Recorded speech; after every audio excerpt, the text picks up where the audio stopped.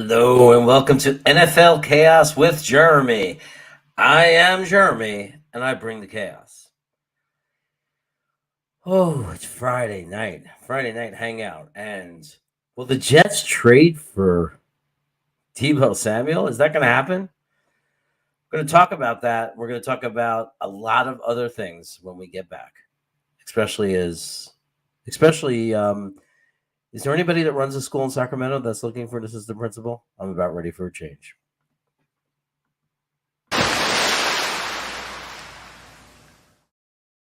I would regret it if people look back at the first episode and you weren't on it. Yeah, well, I like that. It's called forward thinking. We have one of the worst beats in the world. We do. Our beat is horrible. Connor could shove that article up his ass. And then I went to that game, and I was like, this is the greatest team I've ever seen in my life. I'm a Jet fan. This is going to be the greatest run ever. Yeah. No, because if they take Aquanu, I'm not complaining. Joe Douglas is the king of keeping shit close to the vest. A 2, a 4, and a 6 for Darnold? Did the Jets really ruin Sam Darnold, or did Sam Darnold just suck all along and we were just trying to talk ourselves into it? And Hamilton is a player who can potentially make a very big impact. And suddenly here we are today, you can't get rid of him. Right. It's like a plague.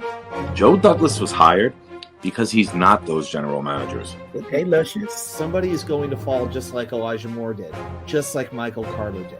You know, what would, if you had one sentence to say to Joe Douglas, what would you say? So you would say, you had me at hello, and then give him a big old wet one right on the smack.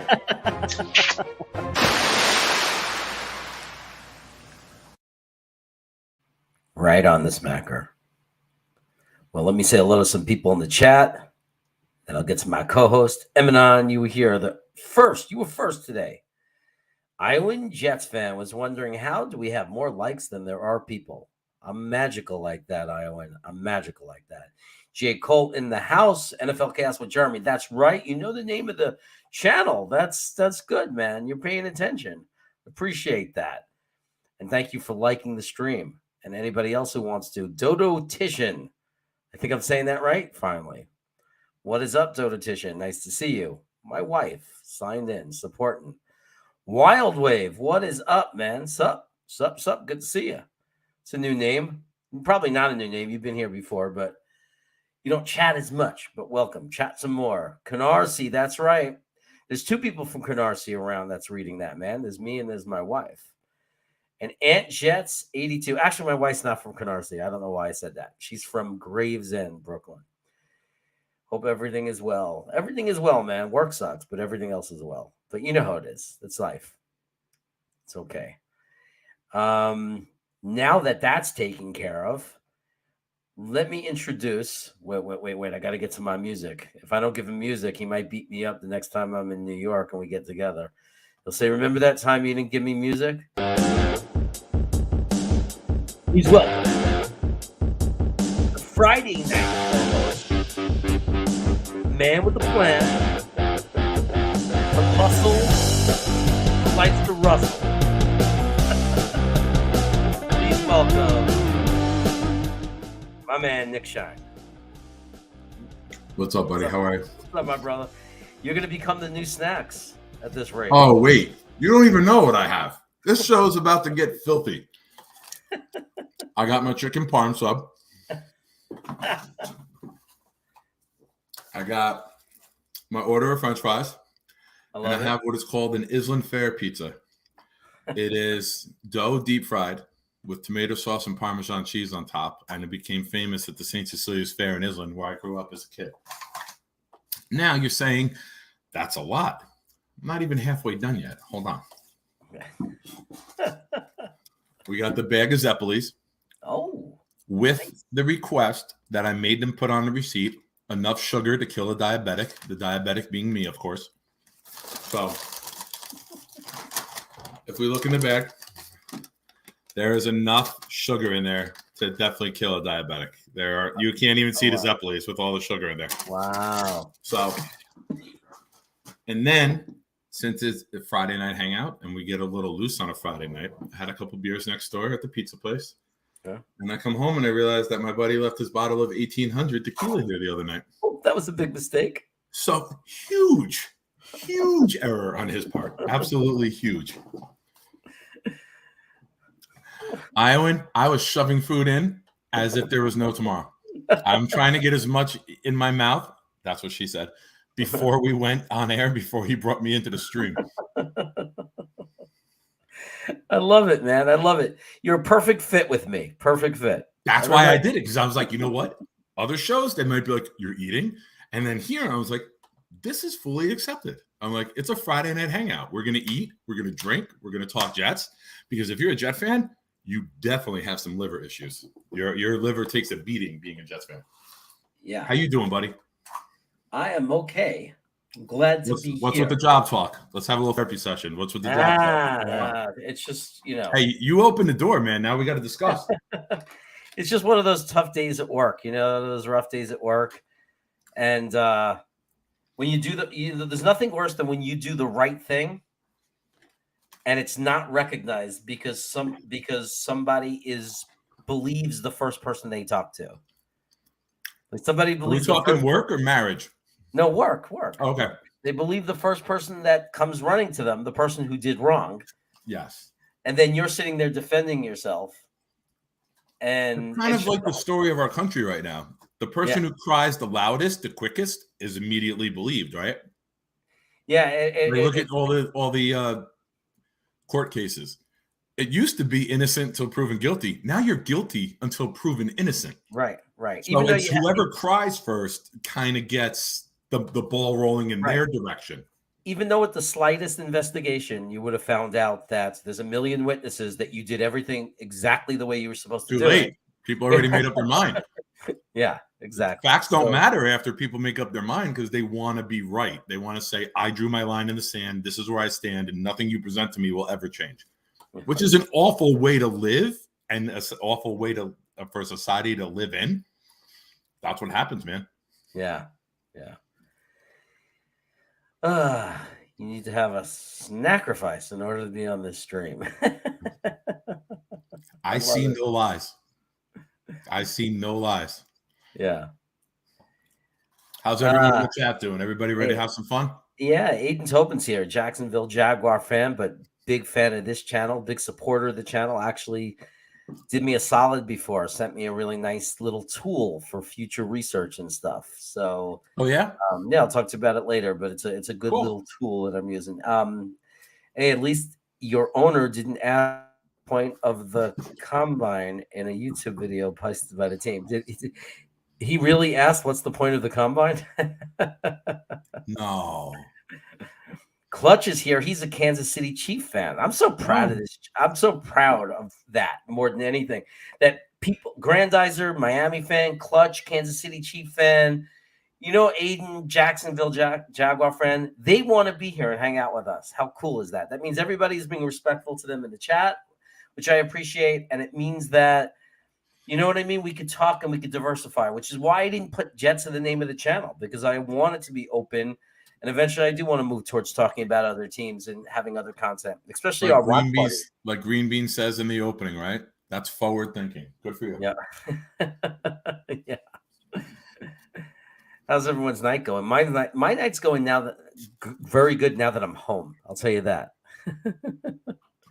Also, I love that, and this is how much I pay attention. People think that I'm just like an idiot at times when I make like stupid jokes. I see that Clutch updated his profile pic. He went from number 1, which I think was Hardman. If I'm wrong, I'm wrong. And now he went to number 20. Is that Matha? Huh. I don't know about you guys, but I'm tight that London didn't run his 40 today in his pro day. What a joke. Well, his ankle is bad. And I said that. I said that my concern about Drake London has never been about ability. It's been about his health more than Jameson Williams. I'm not nearly worried about Jameson Williams as I am about Drake London, because Jameson Williams, we know what it is. ACL, boom. You know, and it's like we see there's videotapes that show it was very, like, so far as rehab is going great. He's looking really good. It's only a few months after the surgery, and he's looking really, really good already. But ankles are a different beast. It's very concerning, and it's like the question becomes: is it going to be a chronic problem with him? We don't know because Fine. Let it be a problem in Atlanta. It's not going to be a problem in Florham Park. Let Atlanta take him at 8, and then we don't even have to discuss it. Yeah, I mean, I don't know if that'll happen, but but that's why he didn't run. But I don't know if he was that fast even before he didn't run his 40. I was checking that tool Aiden provided me, and it didn't look like he was that quick anyway. If you want speed and you care about speed, when healthy, and I'm not saying it's guaranteed, but if Jameson Williams gets back to 100%, he ran a 4.30. That is faster than Tyreek Hill and DK Metcalf. And he plays fast. So on top of just running fast, he's got the Elijah Moore factor. He doesn't slow down in his cuts. When he makes a cut, guys get embarrassed. That's why he was wide open all the time, because his route running and his cutting is elite. Yeah. And if you want to build an offense that can shred a defense, you get a quarterback with a good arm, you get guys that create separation in their breaks, and it's a recipe for success. It really, really is. Yeah.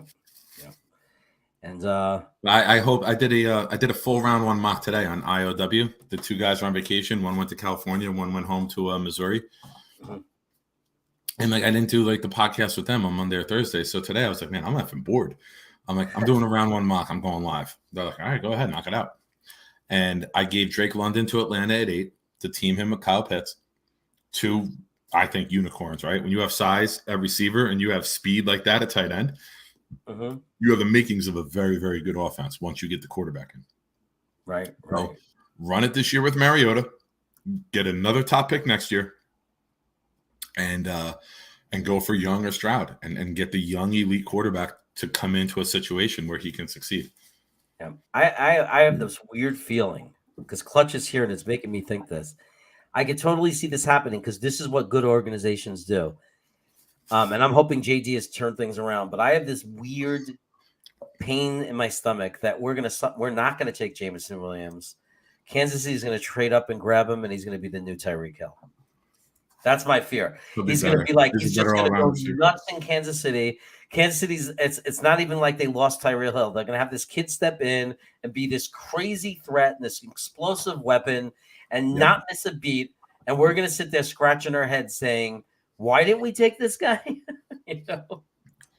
Virgil D is in the house. Owen is in the house. What's up, my friends? I'm glad to see you. What's up, guys?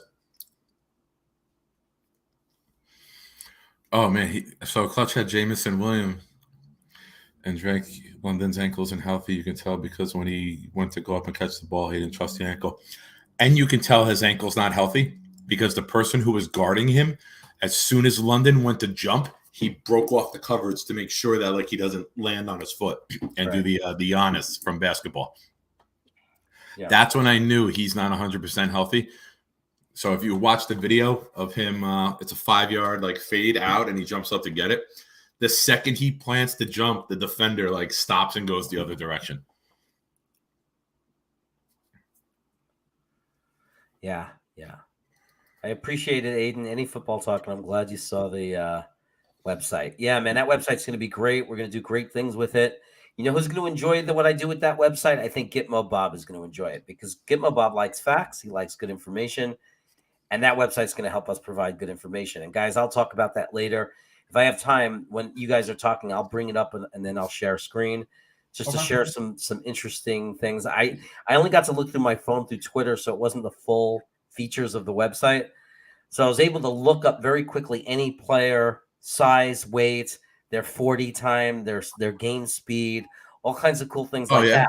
Was it like the GPS stats? The college players were the GPS stats too?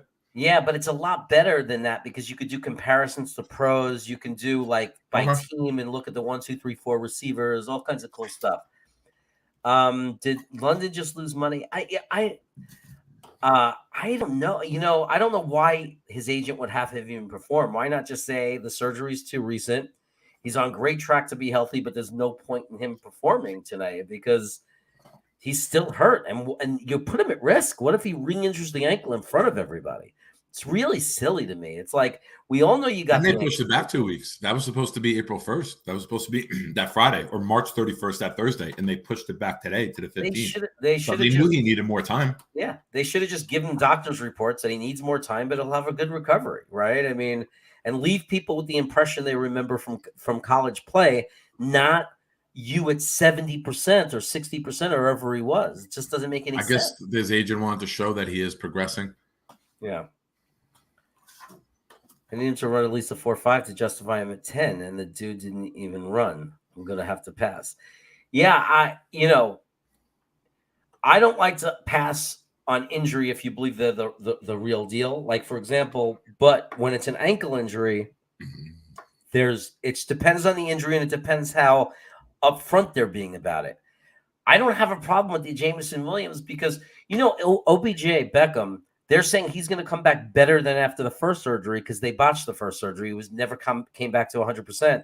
And that actually long run is going to be a better thing for him because the second surgery, he didn't use his own doctor. He actually didn't do a stupid thing and go off and use his own doctor. He actually used the NFL doctors and his team doctors. And they said it was much better. And he's already feeling better that he's going to come back better than he ever did. So with an ACL, as long as Jameson Williams, it appears that he went to the right people because I saw a video of him doing a whole bunch of stuff, and I showed my wife the agilities, right? Like the high knees and stuff. Yeah, and I asked my wife. My wife's an OT for over 10 years, and she's like, "It's not the same as playing football yet, right? Or running full speed, so you can't like embellish it." But he was showing full range of motion. And that's important. It's a very good sign. For just 2 months after it happening, he had full range of motion. And that's a really, really good thing to see. That's a really good thing to see. And the way that the surgery has progressed throughout the years, like a buddy of mine in the 93 or 94, we were either sophomores or juniors in high school, tore his ACL playing soccer. He was immobile, like in a brace for like 4 months. Yeah. Like the way the surgery and the technology with it has evolved, there's no more like 18 months being out. Like Adrian Peterson was the first one. He tore it the last game of the year, I think, in December, and was back opening day. There's been many other people who've done that in 8 or 9 months with ACL. So it's not an automatic that you're out 12 to 14 months anymore. With this surgery, especially going to the elite guys that do the surgery, the technology is so good that these guys they're recovering much quicker. Yeah. So J. Cole has a discussion question. It's a little off topic for what we just talked about, but we can switch over to Edge and have a little talk about that. Nick Shine, who would you take, Jermaine Johnson or Trayvon Walker? Neither. I would not take either. Jermaine is almost 23 and he'll be over 23 and a half by opening day. So he's with my Devin Lloyd. Too old. Excuse me. I'm sorry. He's on my do not draft list because of his age now. I'm out on Jermaine Johnson. I'm out on Devin Lloyd. Trayvon Walker we discussed the other night. And you would be drafting a player off of hope. And I don't think the Jets are in a position to draft a player off of hope or what we think he can do. I think you need to draft a player that has proven it. Just knowing the Jets draft history, and even though that doesn't affect Joe Douglas, I fully believe that we cannot roll the dice and hope a guy works out in our scheme. I think we have to take a guy that we know can work out in our scheme. Now, if they do take Trayvon Walker, I'll trust Joe Douglas and Robert Salam more than I trust my own opinion. Right. I'm willing to admit that. Like, I'm not going to be the guy that we take Trayvon Walker. He's not going to work. The Jets are idiots. That's not me. I'm realistic to know that their opinions, their scouting, their thoughts, and their projections for him are better than anything that I say. Yep. No, I agree. At the end of the day, I'm going to respect what they take. But if it's me right now in the driver's seat and I have to make the choice, I'm eating that. I'm eating that, but I'm not taking those guys. To me, it's Hutchinson, Thibodeau, Jermaine Johnson. I'm not as down as you are, but I'm not excited about him as I was. I would actually go with Karlaftis before I went with Jermaine Johnson, to be honest.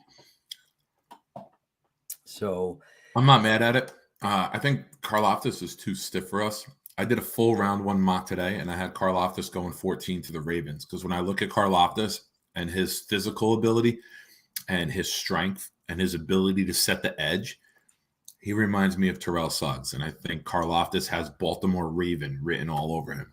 That physical, aggressive, no nonsense type of player. He doesn't have the speed, but nobody thought Suggs was a track star coming out, and Suggs fit that defense perfectly. So I see Karlaftis he is a Baltimore Raven. Like Linderbaum and Karlaftis are two guys that went to Baltimore. You'd be like, that's the type of player Baltimore drafts. Those physical, outwork you type of players. Interesting. I see that Hader Ali is in the chat. We're coming your way, buddy. Don't worry, we'll get there. Yeah, I entered my email, so I'm waiting. So I'm waiting for like. But I like I said, I did it all over Twitter from that link that you sent me. So I have to play with it on my computer. Everybody's saying hello to everybody. We got the family stuff going on there, and I think London is cool, but not my favorite. Back to wide receiver, I agree that Wilson is overrated. I still think that he's good, but not worth the 10th pick. You're talking about Garrett Wilson, yeah. Yeah, I mean, I think we're going receiver either way. Yeah. I hope London is gone. I know some people really love. I know Buffalo Jet fan. I see his tweets. I know he loves London. I'm not there. Not that I would be disappointed, because, like I said, I put my faith in the Jet staff more than my opinions. But I think Wilson and Williams are more fluid. And I really like both of them. If it's not Jameson Williams, then I hope it's Garrett Wilson. Like all cards. London is 3, Burks is 4, Olav is 5 for me. And the dog is barking in agreement. Yeah, I think we want. Kansas City wants Wilson or Williams. I could see either one of them going to Kansas City and doing very well. It's easy when you have an offensive line like that and a quarterback like Patrick Mahomes to see a wide receiver doing well that's fast and has talent. Harry, what's up, my friend? Hope you're doing well. Good to see you. Sorry. Harry is in the house. I'm going to get to meet him in the summer in person. We're going to have a beer together. I'm looking forward to that. Nice. Beers are always good. Yeah, his kid lives in Sacramento. Oh, awesome. Yeah. Small world, man. Yeah. Like me and Adam finding out that we were born in the same hospital, living like 5 minutes from each other growing up. Everyone's saying Jameson's a body catcher. I have to go to the tape and see that, because I didn't notice that, but I'll look at it. I didn't pay attention to that. But there was so many catches that he was so wide open. It's hard to. You didn't have to see him jump up for things. He was always wide open, so he was able to adjust his body to catch it in his chest, which is what I was always taught to do. Yeah, when you're contested, you got to extend and go out and get it. But when you know you're wide open, you're basically bringing a third form of catching into your body. You pin it with the 2 hands against you. That's how I was taught. Yeah. So I'm sure if we looked at his pro day, excuse me. I'm sure if we looked at Jameson's pro day and we watched the reps that he ran, he didn't even have a pro day. Shit. Yeah, he didn't have a pro day. Take that off the board because of the ACL. But we could look at some more tape and figure it out. Yeah. You do what you have to do. You know, Keyshawn Johnson was drafted number 1 overall, and Bill Parcells had to catch like this instead of like this. Yeah, like that was the first thing they did with Keyshawn, was adjusted how he caught the ball, because it's easier to catch like this when you're contested than catching like this and trying to like pin it. So, number 1 overall pick in '96, how to get taught how to catch the ball the right way in the NFL. So these guys all don't come in as finished products. There is some work and tweaking that has to be done. Yeah. Good to see you, Nathan. Good to see you, buddy. Friggle is saying draft. Yeah, look, if we take a wide receiver in the 2nd round, I'll trust whoever JD decides is the guy. If it's Christian Watson, if it's Pickens, if it's Sky Moore. I mean, you never know what he's going to do. But if it's Sky Moore, that'll be interesting, right? Because we'll have Sky and Elijah Moore. Elijah Sky Moore. So, and another guy not to sleep on is Tolbert from South Alabama. Did you see his photo? He's DK Metcalf Jr. There's a picture side by side of Tolbert and Metcalf from his pro day, and Tolbert is just as chiseled as DK Metcalf. 6'1" from South Alabama. wow. He played in the I forget the name of the bowl, forgive me, but it's like the conference he plays in with like Jackson State and all the other I don't know the name, forgive me, I'm forgetting the name of the types of schools, but they had their like Senior Bowl audition, and he was like the talk of the week. He was phenomenal. And let's see. What is? I don't even. Wait a second. I don't even know. It's crazy, this kid. No, forgive me. He was in the Senior Bowl, Tolbert. Oh, Tolbert was in the HBCUs, but he was actually in the Senior Bowl. I think he was on the Jet squad because they threw a couple balls to him late in the game. But he is from an HBCU school. Look who's here. Payo Time, the LA Rams YouTuber, my friend, my buddy, Payo Time. Good to see you too, my friend. We are well. We hope you are well. In Toronto. I can't talk with any accent, but our friend Payo Time. We can't wait to have you on again. See, I could do some of it.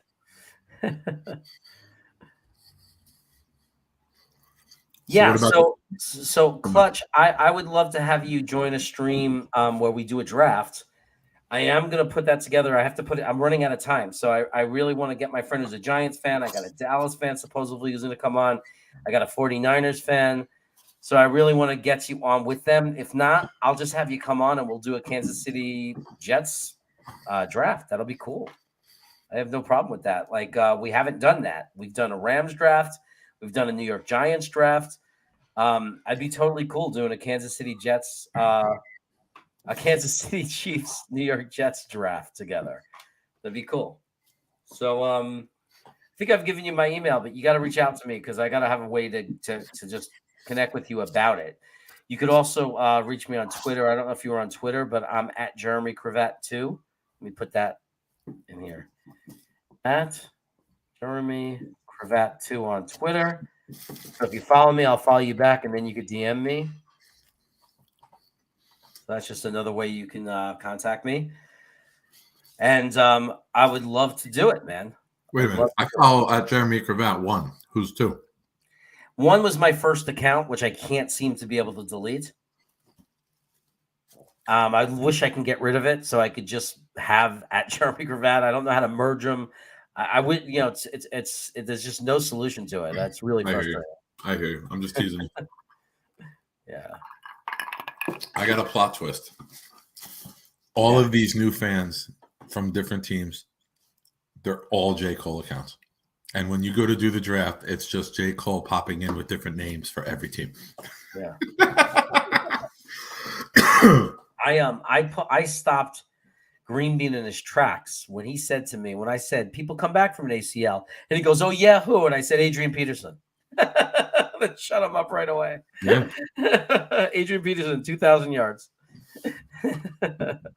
Yeah. Yeah. I'm going to tell, like I said, on my IOW Sports today, I did a full round 1 mock. I actually did bonus picks up to 40 because I had the Jets at 35 and 38. Mm-hmm. And I took Thibodeau at 4. I took Jameson Williams at 10. I took Travis Jones, the D lineman, at 35. Okay. And I took Christian Harris at 38. So 3 defense, 1 offense. The Chiefs at 29, I had them taking the cornerback, Kaiir Elam from Florida. Mm-hmm. And at 30, I had them taking Boye Mafe. So 2 young, speedy guys to help that Kansas City defense in a division where offenses are loading up. They have the luxury with 2 picks going 2 defenders in round 1. Buffalo Jet fan, what's up, my friend? Hope you're well. If we go Williams at 10, I think he's trying to say. Yep. Yeah, Q is next to the one on the keyboard. Yep. Buffalo Jets fan was typing too fast. I'm going to tell you what you tell your great students: slow and steady. Let's see. If we go Williams at 10, we got to bring in a vet wide receiver on post. June cuts like 100% agree. No question about it. 100% agree. No question about it. No question about it. I agree 100%. And Cole could be one of those guys that you bring in for training camp. You cut him with the last roster spot. If there's no major injuries going into week 1, you cut him. You sign him Monday after week 1, so the contract isn't guaranteed. And then you just pay him on a weekly basis. And if everyone's healthy later on, you let him go. If there's some injuries before Jameson Williams comes back, you keep him. Yeah. Just to give some Iowan, sometimes check the top of your chat box. Sometimes you have to hit it sets a top chat, and you have to hit the arrow and select live chat. All messages are visible. So sometimes that could be what's going on right now. I'm leaving half the chicken farm for later. I'm sorry. Thank you for letting me eat. I appreciate you. I know this is a channel that enjoys eating and talking about food, so I appreciate you for letting me have my late dinner. Yeah. And Friggle says, watching John Mechie tape. I like John Mechie a lot. I haven't watched his tape. I mean, when I say I like him a lot, is I like him a lot from watching college football. I always wondered why John Mechie was so low, and why people don't talk about him, because I always thought he was a little speedster, and a good receiver. Yeah. Before he got hurt, there were mocks going out with him going to the Jets in the early 2. And I was like, I can't see him falling to 2. Like I watch him play. Alabama's on national television every week. So watching him, I was like, how does this guy fall into round 2? Like, he's constantly open. I think he would be a nice addition. And let's be real, he would be ready to play before Jameson, because he got hurt a month and a half, 2 months beforehand. Yeah. So, I mean, you're looking at a steal in 3. If we don't go wide receiver, maybe it's somebody that we target, who could be ready for training camp come late July, early August, based on his timeline, if he's on the same timeline as Williams. So yeah, I like it. It's interesting to just talk about the options that the Jets have. Having 5 picks for the top 69 really, really increase the options of what we can do in the draft. If you had 3 of the top 69 and it's just rounds 1, 2, and 3, you're kind of being predictable, right? But now with 5 of the top 69 and the ability to trade back and the ability to gather more picks and the ability to get picks for the future, like, the possibilities are endless. You can run 1,000 mocks on what the Jets could do, and you might not hit it. Like, that's how many options we have with the picks that we have, with the flexibility that we have, with the trade down ability that we have. Having 4 and 10, 2 top 10 picks, your chances of a trade are more likely because you have 2 that high. So it's very, very interesting to even just discuss what the Jets could do. It's even going to be more interesting that night to discuss what they did do. I see Della 83 and I see Bismo Charismo. So I could look ahead. I have the YouTube ready so I could look into the future, even though I don't see them in the chat yet. But the chat that's in our StreamYard. But you have the lottery numbers too. Anybody posting that ahead of time? What the hell was that? So Dark Soldier, what's up? I'm glad you got the Spox. Everybody knows I'm legit. I don't pretend. I actually send the stuff I say I'm going to send. So I'm glad you got it. Thanks for confirming it for everybody. Making sure everybody knows when I give something away, it's the real deal, baby. Oh, he won the 4 picks in 2000 that we did that one night, right? I'm pretty sure that was him. Oh, no, he won the spot because when I hit 50. Yeah, and I came up with the question of the 4 picks in the 2000 draft, and he got them in order. He didn't have to get them in order, but he did. But that was the trivia question I came up with when we hit 50 that night. Oh, okay. I got you. Okay, I didn't realize that. Cool. Actually, I got to get those cards in order. Oh, here we go. Yeah. I got to get those cards ready to send them. I'm gonna put myself on mute for a second because I'm gonna have a Zeppeli, and it's gonna probably sound disgusting. So I'm gonna just dip out for 10 seconds. Yeah. Oh, so you don't live in Kansas City, but you've been a fan since 6-10, the 2 and 14 days. I remember the 4 and 12 days, man. I've been through the play. Yeah, okay, man. So yeah, Kansas City suffered a long time before they finally broke through. So he can empathize with Jet fans. There's no question about that. So it was a little old. I don't want to split hairs. He plays in the Sun Belt. Well, those guys are always old, aren't they? I'm trying to go ahead to catch up a little bit. Yeah, Justin Ross is another guy that's forgotten about in the draft. A lot of people forget about Justin Ross. He's not a bad player. He's a good receiver. Fell off because they didn't have that elite year. Yeah, but that's not his fault. He was the best player on the field offensively, I think. Very good player. Yeah. I think he's a sleeper. I think Justin Ross is a sleeper. I think he might end up surprising people. So he could jump up in two. You know, I think his talent is better than the tape he had this year. Yeah. But Clemson didn't have a good year, right? Yeah. You know, when you got Trevor Lawrence, a quarterback, and you're marching up and down the field the last couple of years, putting 70 on, you're going to have better film. Yep. Check this out. You know what's great about getting a gray beard? You don't know if it's confectionery sugar or the beard. So it's kind of like blends in together. Yeah, I have that same thing going on. Like, did you just have a Zeppeli? Nope. This is my beard, wise ass. Now it's like, did you just have a Zeppeli? Nope. This is how I normally look. He says, I can't talk with any accent. That's why you always make me sound like someone from Biloxi. Actually, I can speak like somebody with an accent because I can imitate what's his face?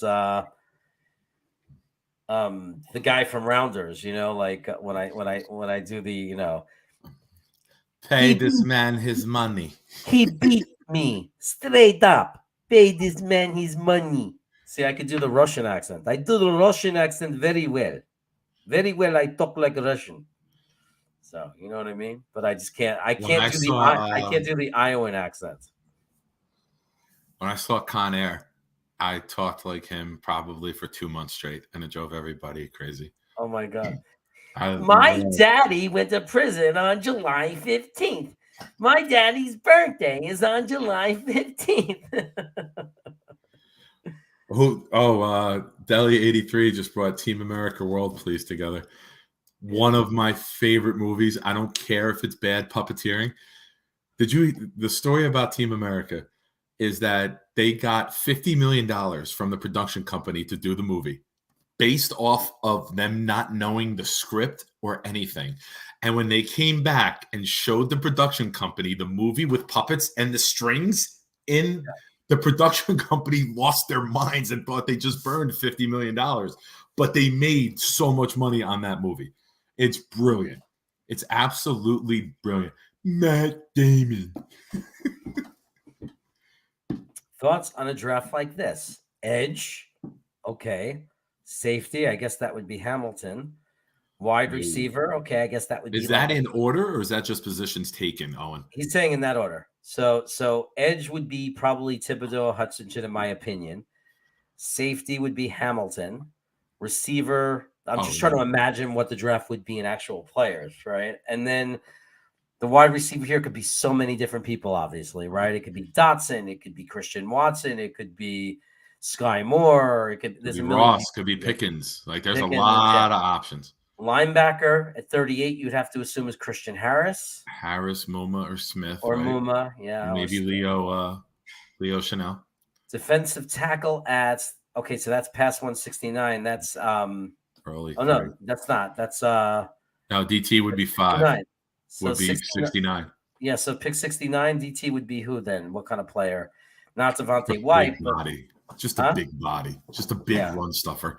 So when we play the Colts on national television on a Thursday night, they don't run for 200-something yards on us. Then a running back could be Damian Cook. I like Cook. Could be James Cook. Could be Damian Pierce. around that time. Could be. There's a lot of guys that slip around there. Algier even slips there sometimes. Yes, there's a few guys that could be, and then a tackle that late would be, I don't know. Weather? No, I'm forgetting the name. There was one guy that was it? No, not Weatherford. That's a safety.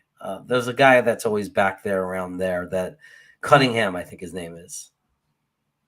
I think there's a guy named Cunningham that's usually available around that time. So looking at Owens, if I would have read the rest of it, the last 2 words are in that order. But forgive me for asking before I read the whole sentence. Sometimes I do that. I would switch safety and wide receiver, and I would take the wide receiver at 10, and then I would have a safety like Brisker or Scene if he falls at 35. That would be my preference. I don't mind edge at 4 if Thibodeau is there. That's fine. But I would swap wide receiver and safety just because I think safety at 10, there's nobody I would want to take. Yeah. And that includes Hamilton, especially after this idiot just tweeted that Drake is a better artist than Michael Jackson and LeBron is a better basketball player than Michael Jordan. Kyle Hamilton, you're dead to me. You're dead to me after those 2 statements. That's millennial influence like you've never seen before. No, bro, you can't say that. This might be the biggest endorsement of somebody who comes back from an ACL injury. Cooper Kupp. How can we forget that? Cooper Kupp. He had an all right year. He had an all right year. Yeah, he's all right. He's all right. He's all right. You know, I think he had like 2 drops. So, it's stone hands. I'm so far behind, I don't even know what you're talking about, Gitmo. Just call Elon Musk. I'm sure he'll help you out. Like with an accent, maybe? He made a $43 billion offer to buy Twitter. Oh, because I was saying I was having trouble with Twitter. Yes. Yeah. Okay, I got you. That's that comment. It's fun to guess when we're this far behind. It's literally Donald Trump and then Jeremy Kravitz 1 are the first 2 things we need Elon to take care of. Yeah. And Jeremy, no offense, you're 2. I'm sorry. I don't mind selecting Trayvon Walker. I understand he's raw, but he has a ceiling of DeMarcus Ware, Alden Smith, but he's Vernon Gholston. Basically high risk, high ward replayer. Yeah. I just don't know if we're an organization where we are right now that can afford to take that kind of gamble again in our lives, especially at 4. But if JD picks him, in JD we trust. 100%. 100%. And I say that as somebody who does podcasts and gives his opinions a lot on players. If Joe Douglas announces that Trayvon Walker's the pick, I'm a Trayvon Walker guy. I'll be the biggest Trayvon Walker guy because I trust our GM and our head coach to find the right players for their system. So it wouldn't be me eating crow. It wouldn't be me being wishy-washy. I value their opinions more than I value my own word, which a lot of people don't say, right? Some people will fight tooth and nail to say, the Jets messed up. I don't like this guy. They want their opinion to be right. I want the Jets to be right. You know what I mean? It's cool to be right when you make a prediction, but I want the team to be right, man. Like, I am sick and tired of like starting mock drafts the first week of October because our season's over. Yeah, like, I want all these players to hit. You know my expression. You stole it from me. You won't even let me say it on your show anymore. Yeah. That's right. They got a hit, man. Harry W says no veal parm. No, I don't do the no meat eating thing on Fridays. I'm sorry if that upsets anybody. That's. What do you mean? So you do chicken instead of veal? No, I'll eat veal, but I know some people will say veal over chicken on Fridays during Lent. I think he's just asking. I think he's just questioning why you didn't get veal. The chicken is more filling. Like, I'm a big fan of veal, but I don't like veal parm. I'll like veal like an eggplant, like rollatini. Like I'll like it because I think the bread takes away from the flavor of it. So I'd rather have that on its own with like regat and mozzarella than rather in a sandwich. I like veal piccata. No, I like veal francais. Veal French, baby. Veal French. There's no wrong way to have any of it. It's just personal preference, right? Yeah. Veal French. It's like defensive ends. Everybody's got their own preference. Yep. His favorite meal is chicken parm. Is his favorite meal. John Ross, still young. You mean Justin Ross? Or John Ross? No. John Ross John is Ross. the John Ross. speedster who was drafted by Cincinnati a few years ago. Yeah, I'm remembering him now. Yeah. Wasn't he? He's more like a number 2 type receiver, right? He's a speedster. Yeah. And after they adjusted the one receiver's 40 time, Ross still has the record at the combine. Mechie says he'll be running routes in June. So he's got the same issue that Jameson Williams has, like just the uncertainty of when he'll start. I finally caught up on college tape. Fantastic college tape. Mechie and Williams have 2 of the elite tapes. It's amazing, man. Alabama, I think we've talked about this. How for years they were running back you, right? And now, they had Kamara, they had Ingram, they had Henry, all on the same team at one time, I think. And now they've kind of morphed into wide receiver you. It's pretty wild how Saban has morphed the program from run first, control the clock, control the ball, to be one of the most explosive, if not the most explosive offense in college football. Yeah. Well, Lauren Shorty, thanks for joining the channel. I hope you subscribed. Definitely hit the subscribe button. You don't want to be here. You don't want to miss being here. If you're going to be here and you're going to jump into this channel once in a while and join us in the chat, you want to make sure that you're here when I give away stuff, right? Because I got like a Michael Jordan card I've yet to give away. We have somebody that's waiting on their Patrick Ewing cards. I'm waiting for him to give me his address. We give away all kinds of cool things. Check out all this whole Jordan set of cards I have. All kinds of cool prizes. So make sure you just did. I could shut up now. He's subscribed. But thanks for subscribing, my friend. I hope you enjoyed the content. I skipped all the way down just to welcome you. Everybody give Lauren Shorty a big welcome to the chat and the channel. What's up, buddy? How you doing, man? Welcome. I hope you enjoy it. I saw we're at 4:30. Nice. What did I say? I just saw the subs are at 4:30. Nice. Yeah, we're doing good. Very good. Very good. Good for you, man. I'm happy for you. Yeah, we've been popping lately. Be happy for you too, man. You're a big part of it. Bring it, V, man. What do you got? Bring it. Anybody up for Jets trivia? Man, just throw it at us. Throw it out, man. Stanley Spector, my man. Last year, the draft of the quarterbacks, there was educated prediction of what would happen. This year is the opposite situation with educated predictions less certain. It's always difficult when it's not a good quarterback year, right? Like even the Giants surprised when they took Daniel Jones at 6th. So it's really, really hard to predict what people will do because you just don't know what a team is willing to do and risk for a quarterback when they know it's not a quarterback year.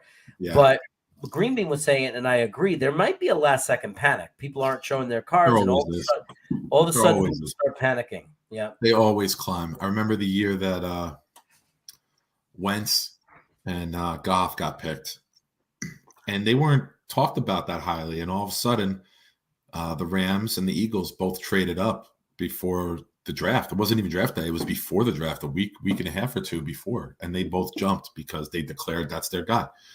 Now, who knows? Maybe the Saints see Drew Brees Jr. and Matt Corral, and they say, we don't want to wait. This is our guy. He can run the system. He's accurate. He's small, but he gets the ball off quickly. Maybe they jump. Yeah. V-Man has a trivia question. The newest comment. All right, we'll get to it. I just want to I'll rush down to it. Aiden, people forget Alden Smith's a great example of not letting an injury let a guy fall down too far in your charts. Hamilton, I know Dele at 83 is a huge Hamilton fan, and I've told him many times I'll be okay if we end up with Hamilton on our roster. I'm not going to scream and cry if he is. I'm probably going to end up if he's not, we're probably going to end up screaming and crying because he isn't. So, yeah. So let's let him be right. And okay. So let's go down to. Oh, you're welcome, Lauren. We always welcome everybody here. I gotta find them. Where are you, V-Man? I'll read it. I'm looking right at it. Yeah, well, I got it. Okay. Okay. Who holds the records for the most field goals in a season? And it's Jets. He's talking about Jets. Yeah, that's the first thing I was going to ask. Okay, he did comment recently and says that he meant for the Jets. Pat Leahy? I exactly what I was going to say. I would go with Pat Leahy just because he was a Jet for so long and he has a lot of Jets records. I think he's still the record holder for points in the season, right? Well, He's definitely the Jets record holder for consecutive field goals, because at the time it was an NFL record that I think somebody must have broke since then. But I remember he had the consecutive field goal without a miss streak. Deli 83 just brought a name up that turned my stomach. He said Nugent. I'll never forget that year that we drafted Nugent. This is before like everyone had cell phones, and my buddy had an apartment we would all hang out with, and it was poker night, and I was running late from work, and I called his house phone, and it was in the kitchen the voicemail was on speaker, and I left an epic like minute and 10-second rant. I waited an entire year for an NFL draft. Jets didn't even have a pick in round 1, and round 2 we select an effing kicker. Are you effing kidding me, Nugent? What the hell? Like, it was an epic, like, cursed rate laced rant. I went ballistic that we took a kicker in round 2. Who is the youngest wide receiver in this draft? There's some young ones. Most of them that I saw were the elites or the youngest overall. I saw a lot of 21-year-olds. I think Jameson Williams is 21. Garrett 21.1. I saw the tweet today. He's 21.1 years old. He's near the youngest, Jameson. Yeah, I remember that he's 21. Most of the ones that I like, the younger, faster ones, are like 21. I didn't see a bunch of old. I didn't see any old ones really so much. I saw 21, 22. I didn't even see any 23s. I saw 21 and 22 for the most part. Yeah. Deli just commented again. So it was the 2005 draft because we lost to the Pittsburgh Steelers in 2004 with the Doug Bryan missed 2 field goals in the playoff game. Oh, yeah. The absolute worst call Herman Edwards ever made was sending out Chad Pennington instead of spiking the ball, taking a knee and losing a yard, and Doug Bryan's field goal hit the crossbar. Yeah. It's a call that is the worst call in Jets history, and no one ever talks about it. Everyone destroys Doug Bryan, but nobody destroys Herman Edwards for having his quarterback take a knee on the worst kicking surface in the NFL, hit the crossbar, and miss the game-winning field goal. Dude, I was so depressed. That's maybe as depressed as I've ever been as a Jets fan, because I've survived a lot of bad ones, but at that point I was like, because I was at the San Diego game. So, and then when they lost the next week, my friend Jason he made me depressed because he said, man, he goes to me, dude, and think about it. This was so many years ago. And here we are still without one. But at that point, he said, we're almost halfway through our lives, he said to me, and we don't have a Super Bowl. He goes, I don't know if we're ever going to win one in our lifetime. And it was just the most depressing feeling. And who would have known that here I am 17 years later or what have you, and I'm still waiting. It's devastating, man. So the Jets played the Steelers on a Saturday in that game. My mother's stepmother, my step-grandmother, I don't even call her my step-grandmother because my mom's dad had remarried before I was born. So to me, she was always grandma. Her blood family was all from Pennsylvania. Pennsylvania and like West Virginia. She passed away that Thursday. So Saturday we have the wake, and I'm telling you, it's Jets Steelers playoff day, and I'm in a room with 70 Steelers fans and family trash talk. A lot of the cousins I hadn't seen since like I was a kid, and we're talking trash relentlessly, nonstop. We lose the game, and then we had to see them on Monday for the funeral. Man, I'm telling you, I had to talk myself into going to my grandmother's funeral because I was like, there's no fucking way I'm showing up with these people. Like, I'm going to fucking fight somebody. There's no way I'm showing up to this funeral. My mom's like, Nikki, you have to go. I'm like, all right, Mom, I'm doing it for you and Grandma, but that's it. Don't expect me to be nice to anybody. We got another question. So Jim Turner was the answer in 1968, 10 points per game for a total of 145. I guess Gitmo must have taken a break because that's one I would have thought he might have known. Yeah. Because that's a Gitmo type question. He was alive for that stuff. Payout time. What NFL player would you trust to perform open heart surgery on you? I would go with LDT, our offensive right guard, who we haven't re-signed yet, but the former Kansas City Chief, New York Jet from last year, yet to be signed in free agency. LVT, or is it LDT? LDT would be the person I trusted over anyone else. Not that he's ever done open heart surgery, or I know if he has or not, but he is the one NFL player I know is a doctor. I got one for you, and you're going to be very surprised. Yeah. Tom Brady. Because I know he will do whatever it takes to cheat, succeed, and win. So give me Brady. Yeah, but he might deflate all the oxygen out of you. It's fine, but he will bring someone in. There will be hidden cameras on other open heart surgeries. He will do whatever it takes to succeed. Yeah. Riggle D with a gold comment. That's fantastic. I don't trust Canadians. That's fantastic. How come you don't trust Canadians, eh? What's wrong with Canadians, eh? You ever watch South Park? No offense to Peo. No offense to Peo. No offense. Well, Peo's probably watched South Park. I'm sure he's gotten a kick out of it. No, but he's in Canada, so yeah. But Peo's probably the one time in the one person in the entire chat that when he watched that movie was rooting for the Canadians. Yes. What are you doing, buddy? We're setting you adrift.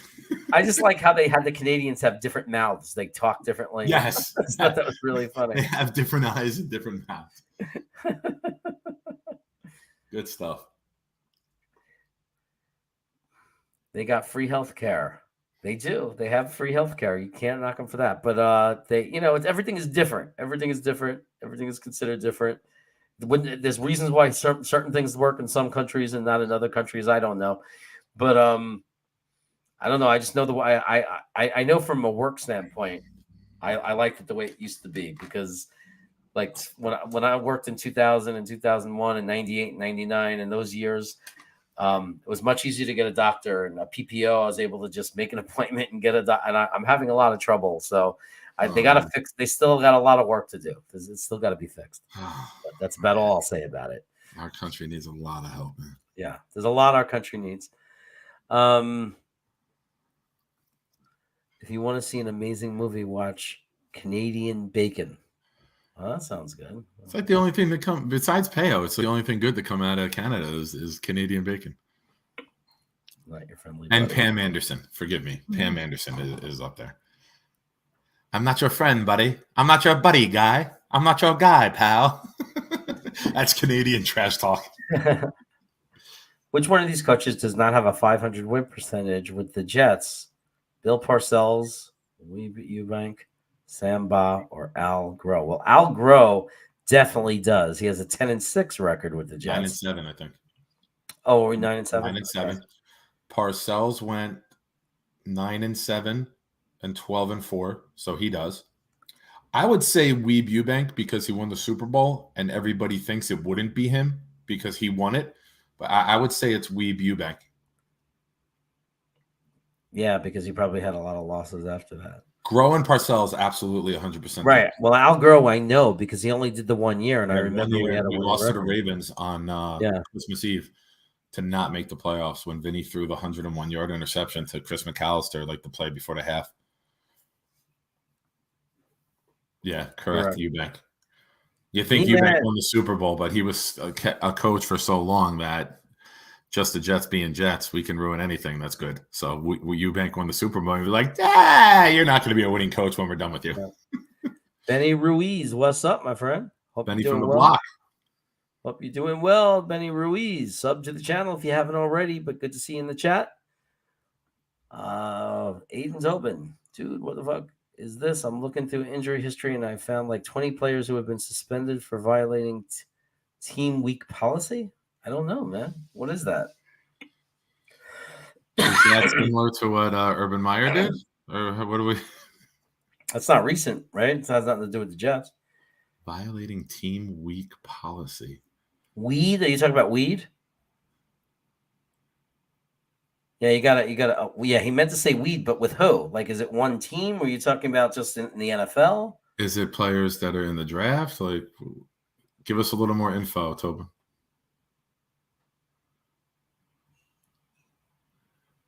Injury history. Like, yeah, who are we talking about?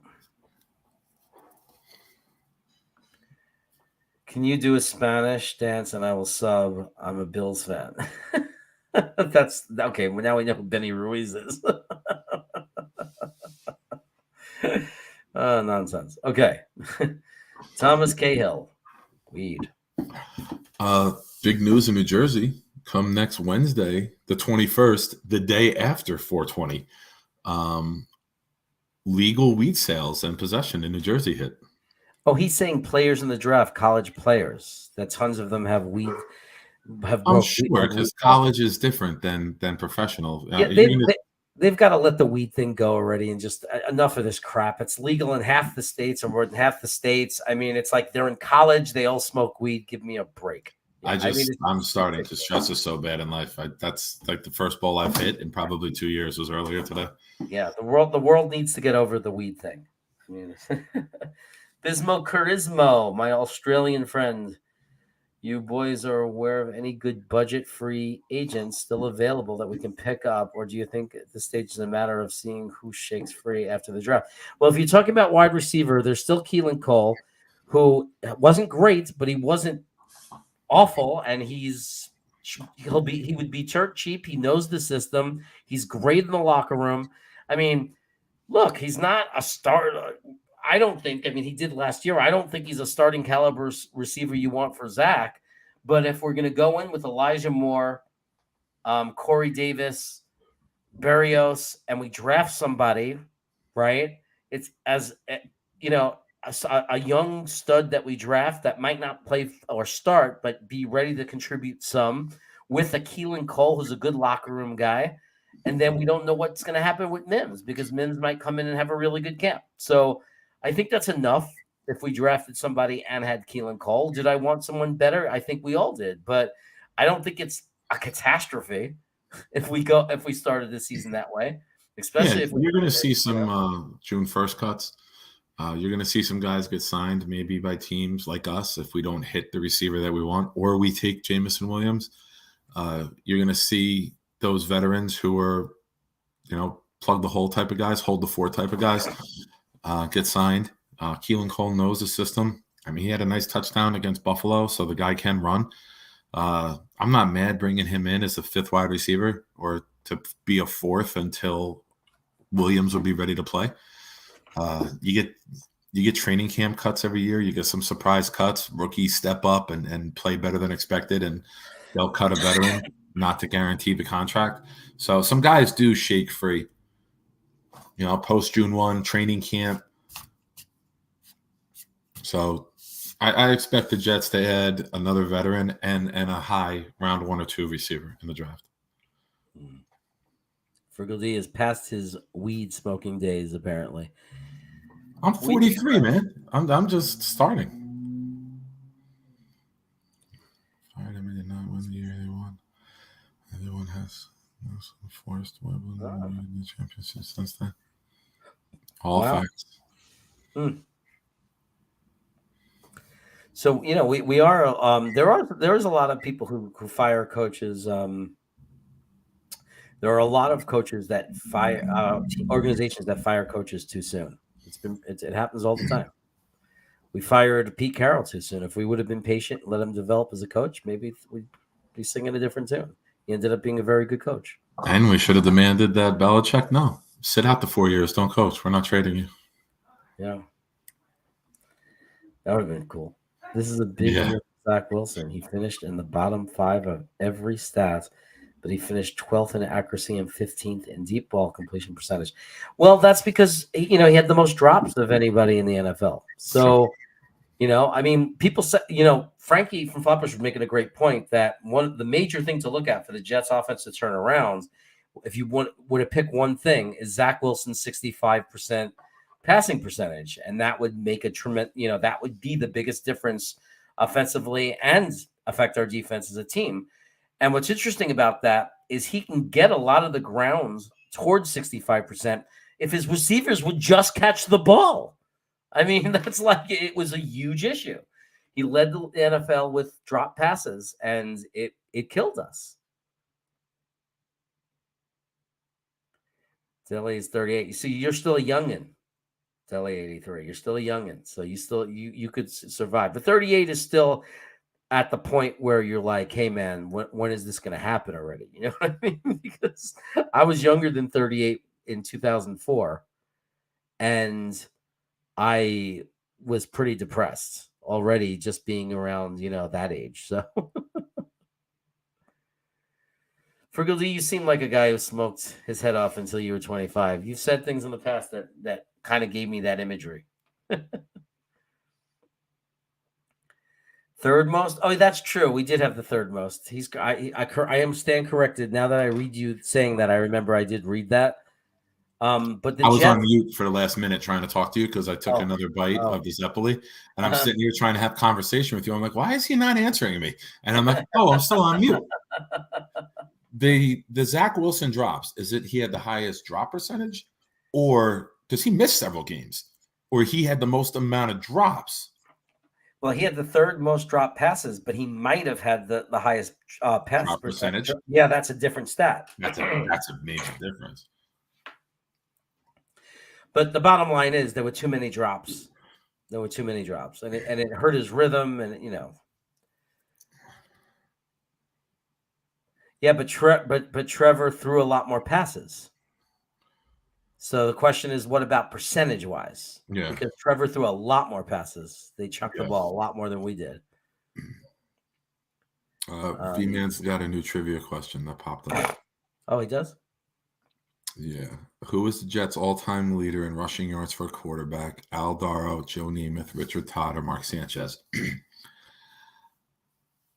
So that's obviously not season. That's career. Yeah. I would say it's one of the first two. Richard Todd. Really? Just because I don't think of him as a runner, and I think that's why you throw him in there. Alzaro, I don't know very well. See, he had to be quarterback before Joe then, right? Yeah. I would say Richard Todd just because I don't think he fits. Sanchez was only quarterback for 2.5 years. 3.5 maybe, so I don't think he has the longevity. But then again, it could be Darrow because why else would he be in this question?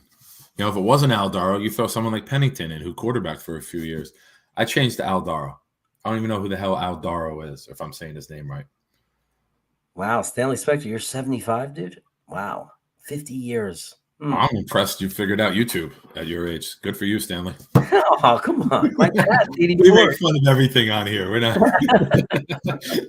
Good for you, man. I'm 43 and I have trouble subscribing. Wow, 50 years, but at least you lived through one. At least you had one, dude. Yeah. Stanley, you had one, Stanley. You're not watching ESPN Classic to know what happened. At least you had one. I'll just leave it at that. But, man, that's a long time, 50 years. I bet when they won in 69, you didn't think that was the last one in 50 years. My God.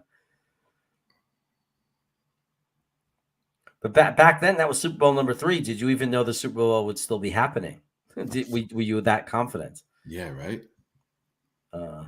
Did they call it Super Bowl 3 or was it still the AFC NFC Championship? Did they name it after the fact? Or it was promoted as Super Bowl 3, right? The first two. I think it was the third time that that those two that they played each other. They were two different leagues. They say that was an important game because if the Jets would have gotten blown out, they might never have merged into one league. Absolutely. They'd say it's the most important game in NFL history. Yeah. So we have that. So that should count as 2 wins, right? We won the Super Bowl, and then we also helped complete the merger of the league. So that's basically like winning 8 and having one more than Brady. Yep. I like that you didn't even laugh. You're like, yep, agreed. Yep. Yes, we have 8 Super Bowls. At least one thing. Yeah, look, I would love Breece Hall or Kenneth Walker, man. I would love it. I don't think there's anything wrong with that at all. I can make a million arguments of why that makes sense. I really could. V-Man gave the answer, and I hate that I flip-flopped. Richard Todd is the all-time. Al Darrow's the single season. Set the record in 1960, so the first year of the New York Titans. Wait, I thought we started in 63. Did we start in 60 or 63, the Titans? I don't know, man. I'm not good with that history stuff. I know the Jets from 1982. Where's Gitmo when we need him? And up. Or Stanley Spector. I don't like Googling. I like having conversations when we got to figure things out. Stanley, I could have sworn the Jets started in 63 because I thought in 2013 we had the 50th year. Because we would have had the 60th year in 2010. I thought the Titans started in 63. Anyone in the chat or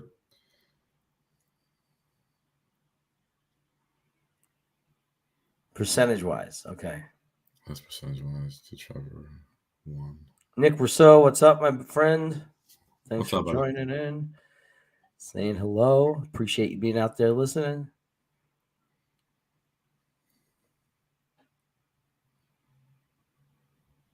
Okay, so V-Man answered 1960 founded, 1963 changed to the Jets. He asked, do you want me to come on for trivia? V-Man wants to come on? Let's do it. We're hanging out. All right, V-Man. Swear to God, if V-Man comes on, it's J. Cole, I'm going to lose my mind.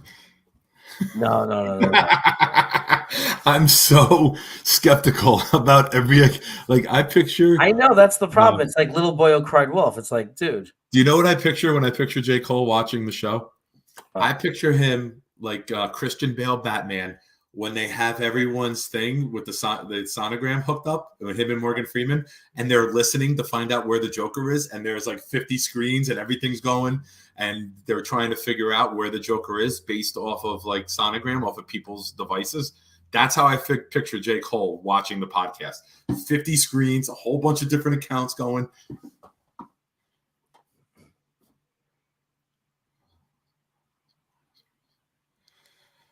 Yeah. All right. So I put the stream in the text for V-Man. There he is. I know what he looks like, so you can't fool.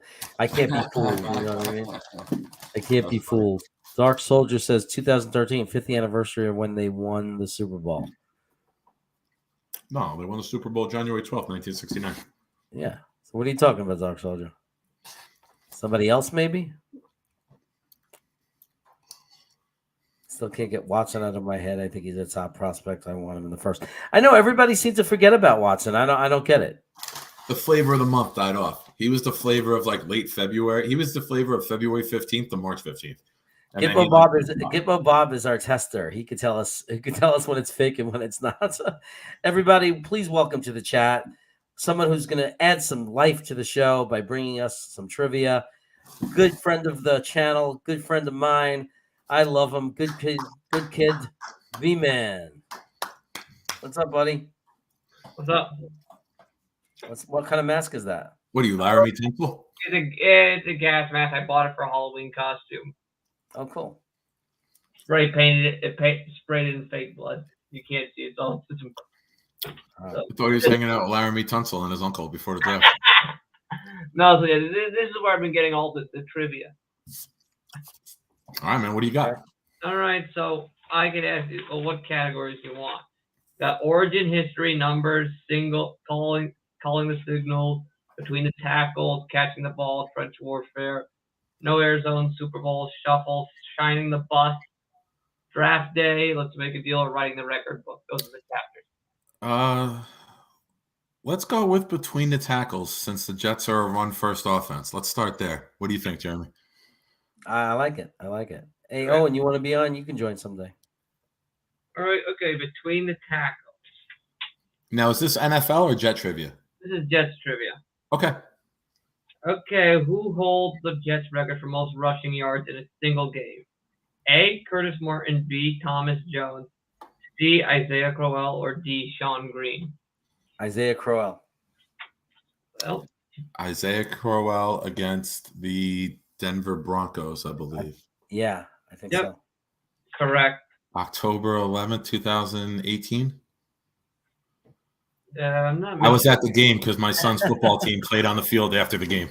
So that's a day that lives in infamy with me. I didn't even get to watch the game. We were out in the section the whole time. The coach was drinking beers, watching the game on the TV because we had kids all over the stadium and parents were with them. And we stayed at one central point so everybody could come back to us to get to the bus for halftime to get changed. Ooh, Nice. Okay, here's a good one. What's the franchise record for most rushing touchdowns in a season? 11, 12, 13, or 14? 14. 13. It's 14. Thomas Wow. Jones? Curtis Martin? It doesn't say the answer. It just says 14 in this book. Okay. Who was the first player to rush for 1,000 yards in a season? Freeman McNeil. Hold on. Riggins? Hold on. Are there options or no? It's just a straight Yeah, up. I was going to give you the options. Let me read the options. Oh. Emerson Boozer, John Riggins, Freeman McNeil, or Bill Mathis. Riggins. Oh, it's Boozer, right? No, it's Riggins. Oh, it is Riggins. I had it without the multiple choice, and then I gave up on my answer. I think that was his last year with the Jets. He rushed for 1,000 yards. Oh, then of course we shipped him off. That very did well. That would be the Jets in a nutshell, right? Yeah. All right. So here's another one. How long was Johnny Johnson's rush against the Bears in 1994 to set the Jets record for longest run from scrimmage? 91. Yep. You beat me to it. I was going to say 91. I swear. Actually, it's 90. Ah, I thought it bad was from the spot. 9. It was a bad spot on the play before. I thought it was from the 9-yard line. I guess it was the 10. I guess they It counted. may have not been completely at the 9. That's what makes it 90. Right. So that's why I'm saying it was a bad spot on the play before. Okay, so Johnny Johnson's franchise record rush is the only one to eclipse 80 yards. True or false? Say again. I'm sorry. His franchise record rush is the only one to eclipse 80 yards. True or false? Franchise run to eclipse 80 yards. True or false? I think it's false. I think we have another one that's longer than 80, but I don't think it was a touchdown. I think the guy got caught. No, it's true. Really? Okay, now here's a good one. Now we're at 6.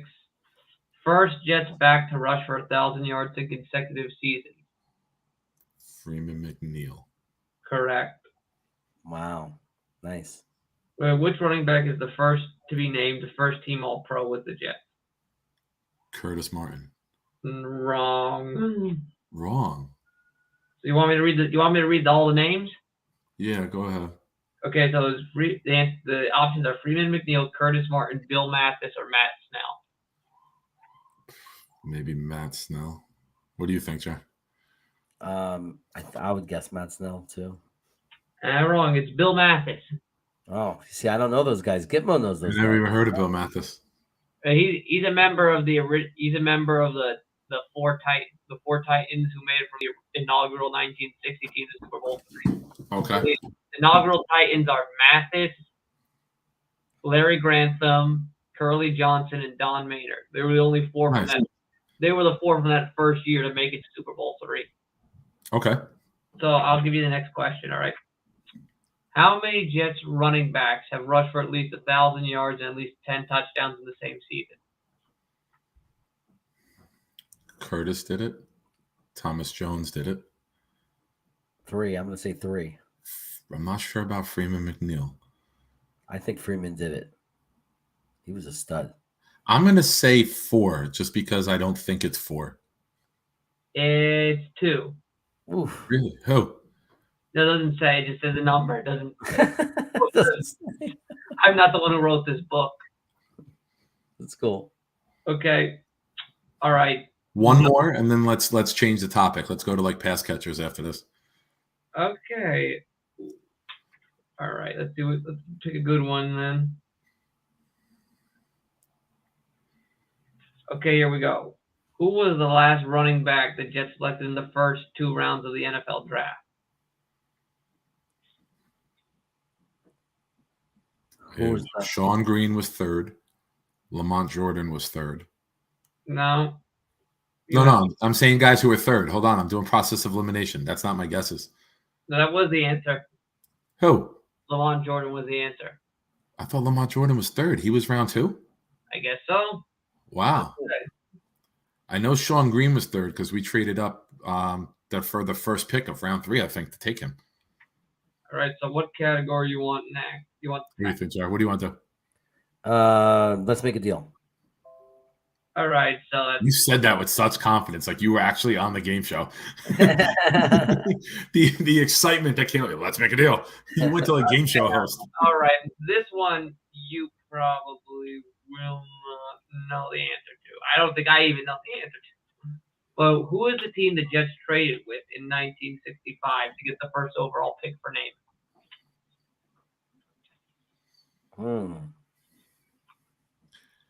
I'll give you the options. Make it okay. So it's Houston Oilers, Kansas City Chiefs, Denver Broncos, or Buffalo Bills. I'm going to say Kansas City Chiefs because Clutch was here tonight. I'm going to say Buffalo Bills because it seems very unlikely. Wrong. It was the Oilers. So Joe Namath should have been an Oiler. Well, no, I don't think they were ever going to take him. The only team that was really interested in him was the Arizona. They were at the time they were the St. Louis Cardinals. So you ever like watch any of the old AFL documentaries where he's like talking with them, and it's like they don't even give up. It's like they are the most like cheapskate you ever imagined. It's like every time he's like, okay, what do you want? Like, I want this. Are you like they're just like they're like balking at everything he's suggesting. Nice. All right, so here's the next one. Okay, which team did the Jets trade in 1980 to move up to select Johnny Lamb Jones? The Packers, the Cardinals, the Vikings, or the Niners? I think I remember hearing the Packers, but I wouldn't bet on it. Jerry, what do you got? I don't know. I'll guess Packers too. It was the Niners. Oh. We got to get more recent. I was 2. Actually, I was 1.5 at that draft. All right. Okay, here we go. This one should be easy for you. All right, who was the player the Jets acquired when they traded Santana Moss to Washington in 2005? The player? Yeah.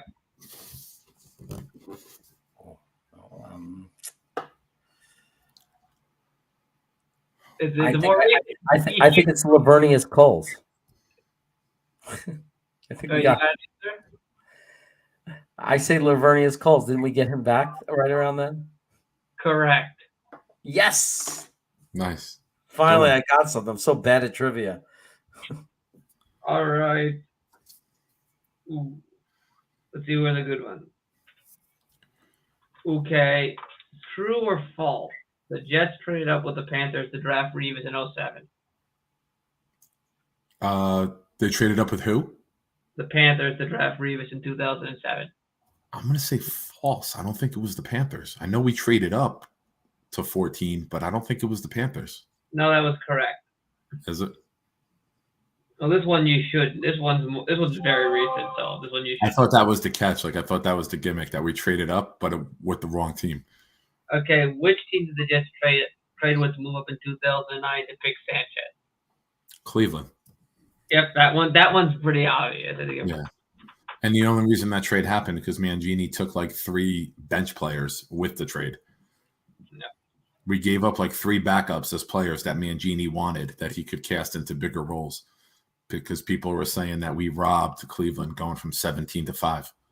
Okay, so let's see. Which 2 draft picks did the Jets give up before the 2010 draft to acquire Santonio Holmes from the Steelers and Antonio Cromartie from the Chargers? This was a tricky one. Yeah. Great moves, too. Great. Yeah. I'm going to say 4th round. Oh, what round picks? Yeah, what? Okay, so. Oh, Santonio was a 5th rounder. 5th or 6th? I'm going to say 5th off the top of my head. Okay, yes. That one's a 5th. One's a 5th, yes, correct. I would say Cromartie was a 6th. No, okay. One was a 5th and one was a 2nd. A 2010 5th and a 2011 2nd. Wow. I didn't think we gave up that high for him. I don't know which one got which pick. But Holmes was a 5th with Pittsburgh. That's 100%. Good night, Gitmo. Sleep Good night, well, buddy. my friend. Get some good rest, man. Feel better, pal. See you Sunday night, hopefully. Take care. All right, here's a good one. Ooh, here's a good one. See, which wide receiver did the Jets acquire in exchange for their 6th-round pick in the 2015 draft? Brandon Marshall. Yep.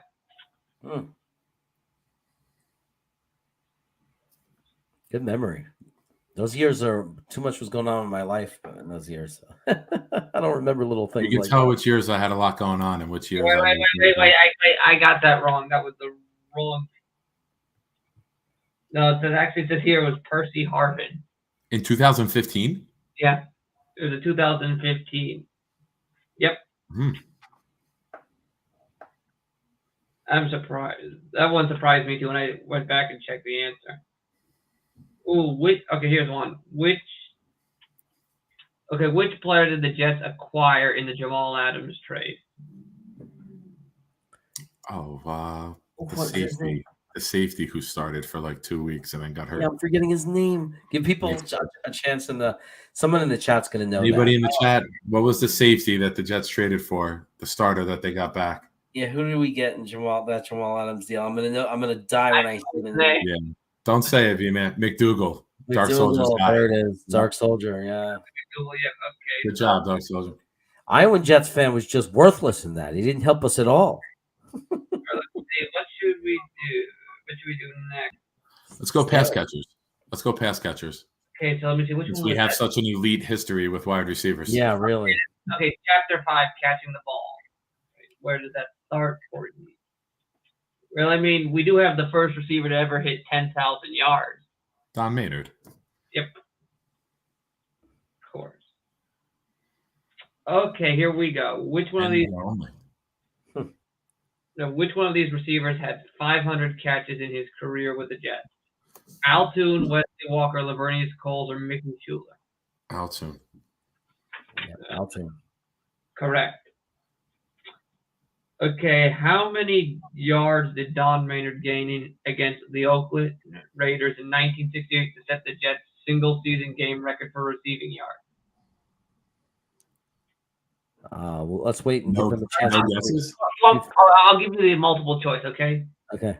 217, 221, 228, 233. Why does 233 sound so familiar to me? I'm gonna go low end. I'm gonna go 217. What are you gonna go? 233. It's 228. 228. Oh, I was off by 5 yards. Okay, Don Maynard caught the longest pass in Jets history. True or false? Don Maynard carried the longest carry? Caught the longest pass. Oh. We just said we know that's false because it was wasn't it an 89? No, that was a run. That was Johnny Johnson's run. Oh, okay. I'm gonna say false. Yep, you're right. I think his longest pass was about in the his catch was in the 80 numbers, and I remember the 90-yard pass to Anderson against the Cowboys. Oh yeah, he's right. Okay, who holds the record for average yards per catch, minimum 50 catches with a staggering 19 yards per catch in his career in New York? Wesley Walker. Walker. I didn't. You didn't let me read the choice. Okay, read the choices. All right, do us a favor. If there's multiple choice, say it before the question. This next question is multiple choice. All right, multiple choice. Okay, so Keyshawn, Wesley, Brandon Marshall, or Don Maynard? I'll stay with Wesley Walker. Who are you going to say? It's definitely not Keyshawn. He was a possession receiver. Marshall had 113 for 1,500 yards? He was like 15 and change that year, so that doesn't. It's a career number. Remember, it's career. Yeah, but Marshall wasn't here very long. There's no way it went up. I'm just doing math in my head. Give me a sec. I'm going to say Maynard because back then it was deep threat. Yep. Ooh. Iowa Jets fan, you good for nothing? Okay, so here's multiple choice. Which pair of Jets became the first receiving duo to both exceed 1,000 yards in a season? Okay, Art Powell and Don Maynard, Bake Turner and Don Maynard and George Sauer Jr., or Al Toon and Wesley Walker? Al Toon and Wesley Walker. Nope. What? Art Powell and Don Maynard. Oh my God, we're getting abused. I am a Jet fan. No, to be fair, most of these questions are from before either one of us was born. Yeah, but we should. I need to get a Jets encyclopedia and study history so I could be a good Jets trivia guy. I know, dude. You got 100. Nice. All right, let's see. All right, Jeremy, we got to get a bunch of those books, and those got to be the things that we give out for watch parties. Yeah. What's the Jets' record for most receiving touchdowns in a single season? Yeah. Okay, multiple choice. Sorry. Okay. Okay. I forgot. 11, 12, 13, or 14. Thought we did that before. I think it's 14 with Marshall, the year with Fitzpatrick, right? Because he set a bunch of records. Yeah. Okay, this is a true or false. Don Maynard coined the term wide receiver to describe his playing style. I'm going to say true. What are you going to say? I'll say false, just so one of us is right and we have bragging rights over the other. False. Suck it, Jeremy. Because we're just 50-50 in questions from before we were born right now. Okay, so all right. Mickey Schuler holds the record for receptions and receiving yards by a tight end. But who holds the record for franchise record for touchdowns by catches for a tight end with 40? With 40? 40 touchdown catches by a tight end. It was the guy from the 60s and early 70s. Okay, so A, Rich Castor, B, Anthony Beck, C, Jerome Barkham, or D, Mickey Schuler. Castor, the first one, A. Yeah. Do you know he's fifth I think he's either fifth or fourth all time for most receiving yards by a tight end in a game. Yeah, guys like Stanley Spector and Gitmo Bob say it all the time that he was the best Jets tight end ever. Do you know what game it was though? I'll guess the Heidi game because it's the only game I know from back then. No, Namath United Shootout in 1972. Namath had 496 passing yards, 6 touchdowns. Wow. Yeah. All right, so let's go. Okay. Ooh, who is the only multiple choice? Who is the only Jets tight end to catch 10 or more touchdowns in the same season? Anthony Beck, Rich Castor, Johnny Mitchell, or Jerome Barkham? I'm gonna have to say Castor again. Did Beck ever do it though? I'm gonna go with the other two because I don't think Anthony Beck ever caught 10. I said, who is the only tight end? Yeah, who's the only one? Oh, I thought you said tandem. Like, who are the two? The way you said or. I'm sorry. I'll go Castor. I don't think Johnny Mitchell did it, but that would probably be. It's Castor. Okay, so here's another one for you. Which Jets receive? Actually, no, I'll do one. Let's go easy on you guys. So anything not from the 60s. Okay, which Jets receiver had a father who that's the 60s, I think. Okay, here it is. Which one of these receivers caught 20 passes with the Jets during their time in New York? Okay, so here we go. Santonio Holmes, Santana Moss, Jericho Cottrey, or Robbie Anderson? It's who caught 20 touchdowns? Who caught 20 passes with the Jets during their time in New York? 20 passes? That's it? Read the names again. It can't be Richie Anderson because he had like a 70 catch season. No, okay, caught 20. So this is a weird question, but I knew you'd. So it's 20 passes with the Jets during their time in New York. So it's got to be a misprint at passing TDs because all those guys had more than 70 catches or 20 catches. It's got to be touchdowns. Yeah, I'm gonna get something like that probably. I mean, Richie Anderson had like a 90 catch season. Santonio Holmes, Santana Moss, Jericho Cottrey, or Robbie Anderson? I'm going to say 20 with Santonio Holmes because he was only there for about 2.5 seasons. No, it's Robbie Anderson. So it's got to be 20 touchdowns. It's just a misprint on the question. Yeah, it must be a misprint. Okay. Yeah, let's see. This one you probably won't know. And that one's a 61. So I'll go to another category. All right. What do we got? What are the options? Jeremy, you picked this time. Yeah, I picked last time. So I changed it up to receivers. You went trade day or whatever. Oh yeah, that's right. Let's we could do. How about we do quarterbacks because we're also so well known for our quarterbacks. Okay, because we're so well known for them. Kellen Clemens. Well, okay, this one's really okay. This one's really obvious. I mean, if you don't know this answer, you're like a potato. But we'll. Wow. I like trash talk before the question. I like it. Wow. Bring it. Okay, the true or false? No Jets quarterback has ever thrown for 4,000 yards in a season. That's false because Joe Namath did it. Exactly. So that one. All right. This one is the only, right? Yes, only 407. And this one you'll also know because I just mentioned this 5 seconds ago. So if you don't know the answer, this one's also going to be embarrassing. Multiple choice. Who holds the Jets record for most passing yards in a game? Okay, Mark Sanchez, Ryan Fitzpatrick, Joe Namath, or Ken O'Brien? Ken O'Brien. Then what's your answer? The way you reacted tells me it's not Ken O'Brien. I literally mentioned it 6 seconds ago. I'll say Namath then. Yes, it's Namath. What's the yardage? Does it tell you? It was 496. Remember I mentioned the 496 6-touchdown game? Oh, I thought Ken O'Brien had 500 plus yards. Sorry, I've been wallowing in my misery after all these incorrect ones. I thought Ken O'Brien had a 500 plus yard game against Dan Marino. No, that was okay. Well, this one's a very depressing one, but it's multiple choice. Who was the last Jets quarterback to be named to the Pro Bowl? Ryan Fitzpatrick, Ken O'Brien, Boomer Esiason, or Brett Favre? I think it was Favre. It was Favre. No, he was hurt. He got hurt, right? Didn't he?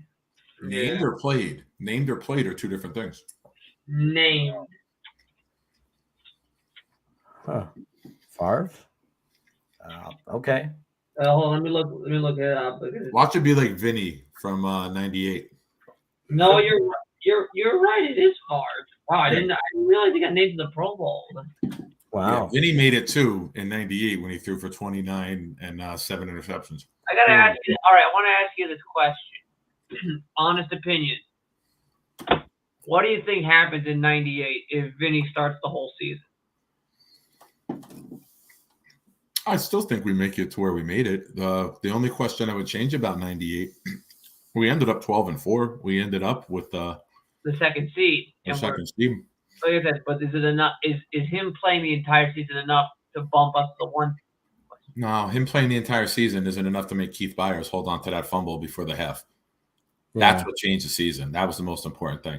I mean, week 1, Glenn Foley played out of his damn mind, and the defense just couldn't tackle Garrison Hurst. I watched. But we still would have had that third loss because you can't blame the offense on that game that went to overtime opening week against the 49ers in '98. The Garrison Hurst had a 96-yard run to end the game on us with like 6 missed tackles. You can't blame the quarterback on that. Foley played out of his goddamn mind. Mm-hmm. I think he threw for over 400 that game. Oh wow! I did not know. Wow, I did not know this fact. So Brett Favre tied Joe Namath's mark for most passing touchdowns in a game. What is how many is it? You should all. Yeah. 6 against the Arizona Cardinals that year in the Blue Titans throwbacks. Wow, yeah. That's now you're getting into an era that I know. I was alive for it. Also, I know that. I know it was 6 because I know that's how many Namath threw against the Yeah. We blew out the Cardinals, I think 55-24 against Kurt Warner. And then Dela 83. Who's in your picture, man? Who is that? What? Am I the only one that doesn't know? Like, who's that in your picture in the circle? It's a rapper. I'm pretty sure it's a rapper. Wait, is that picture? Is that picture of the Wu-Tang Clan when they took that picture like on the field? I don't know. I'm just trying. I'm just always curious of who that I'm good is. at this stuff too. I I'm can't get pretty it. sure it's a rapper. You think that's a rapper? I'm pretty sure. Probably respond in like 1 sec. They'll probably respond in a couple seconds. I'm just wondering if it's a player. Jets No, because it's a home game and he's in a hoodie. Yeah, no, let me How look. can you tell it's a home game? Well, Because the stadium's behind him. let me look at this. Let me look this up.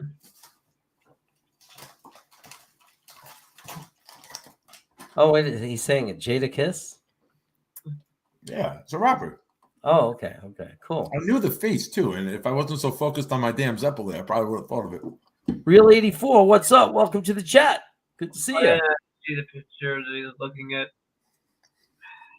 He's Right. right. So, yeah. Real 84 is Okay. right with the comment. Okay, now this one. All right, here we go. So this one's another one you'll know because this one is very recent. Jets record for most passing touchdowns in a season. 32 Fitzpatrick. Yep. Wow. You remember those years really well, don't you? Those are the prime years for you. And you How many remember years that we won? Yeah. Okay. I'm good with numbers. I'm good. I remember numbers well. If I live through it, I'll remember it. Okay, let's see. Which quarterback was sacked the most in Jets history? Multiple choice. Chad Pennington, Joe Namath, Ken O'Brien, or Richard Todd? Dark Soldier in the chat. It says was Dark Soldier. Dark Soldier first, Iowa Jets fans second, both at 11:39. Yeah, yep. Dark Soldier had it first. 6. All right, what was the question again, man? Sorry, I was doing some chat research. Multiple choice. Which quarterback was sacked the most times in Jets history? Chad Pennington, Namath, O'Brien, or Todd? I'm going to say Todd because I don't think anybody liked him, and I thought the guys would like to see him get hit. Me too. I'm going to say Todd just because he threw a lot of interceptions. I think part of it was he was under pressure a lot. No, it was Ken O'Brien. Oh. That's why I like Ken O'Brien. Okay, now you won't know. Shame we couldn't block for him, man. The guy was out doing Marino many times. It's a shame we couldn't keep him upright and keep him concussion free. Did he ever want to play? I don't think he ever won a playoff game that he started, right? O'Brien didn't. In '86, we started 10-1, and then we lost the last 5 games of the regular season, and we lost the wild card game to the Oilers.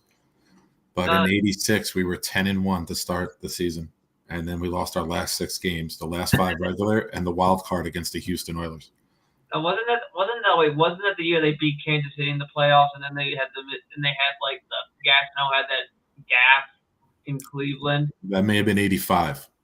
No, 86, we started 10-1. 85 was the year I think they went one and done. I think 86 was the year they beat Kansas City. Eminem, what's up, brother? I can check that. Listen, well, read this sequence of events. Okay, I'll buy you a slice of breakfast pizza next time you're in town. Watch this reaction. Yeah, well, all right. I'll buy you a slice of breakfast pizza. Is that just And like then the refrigerator? And while all that's going on, look what the kid puts in. Iowa. Is it chili in Iowa? What is it? Come on. Now 86 was they beat Kansas City in the first round in the wild card. So what, with 85 we started 10-1? One of the years we started 10-1 and we lost the last 5 regular season games. Let me look at it. 86, they started 85 they were 11-5. 86 they were finished 10-6. So with 86 they started 10-1 and they lost their last 5. Okay. And then and then they switched to Pat Pat Ryan. Pat Ryan. Yeah, that's year they switched to Pat Ryan. They beat Kansas City, then Gastineau had the gap. There's the penalty against Cleveland that breathed a new life. I remember that game very well. Okay, so here we go. Let's see. What's up, Eminem? Eminem. What's up? I still can't say his name. Wait, hold Hold on. We can't go any further with this show until we find out what the hell breakfast pizza is, because that's all my mind is fixated on right now. Oh, it's in California everywhere. It's like it's a breakfast pizza. It has like scrambled eggs on it. So it's pizza with egg, sausage, sometimes cheese. They just throw a whole bunch of breakfast items on a pizza. Please, California, stop bastardizing pizza. Dark Soldier, where do you live that it snowed? Or Jeremy, where's he live? You have his address, right? Dark Soldier? I can't say where he lives. It's I private. meant the state. I didn't ask for his home address. I know, but still, let him say if he wants to share the state, dude. I'm going to look up in the phone book, Dark Soldier, in that state. All right. Okay. All right, here we go. This one you should know because this one's a more current one. Okay, multiple choice. Which quarterback has the most wins in Jets history while holding an overall winning record as a Jets starter? Sanchez, Namath, Pennington, or Vinny? So remember, he has the most wins, but he also has a winning percentage. Right. I'm gonna say Vinny. Hold on. I'm doing it. I'm gonna say it's Chad.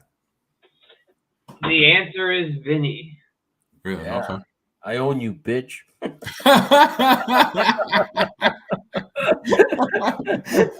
All right, we're opening up the trash talk. Okay. Wait, are you talking to me or V-Man? Huh? You talking to me or V-Man? You, because Okay. you got me on the true false question before. I only took it so we have trash talk. All right, well, we're going to skip that question because we don't want to remember that game. Oh, that's a lot. That could be any of 50 games. It involves gluteus maximus. Oh, all right. That was the game Pam Anderson was at. Okay, so let's see. Two Pam Anderson references today, too. So, okay, multiple choice. Who is the only quarterback besides Namath to be named to multiple Pro Bowls with the Jets? Testaverde, Pennington, O'Brien, or Todd? Vinny. Let me look this up. I think Vinny made one in 98, and I think he made one as an alternate at another point. Actually, it's O'Brien.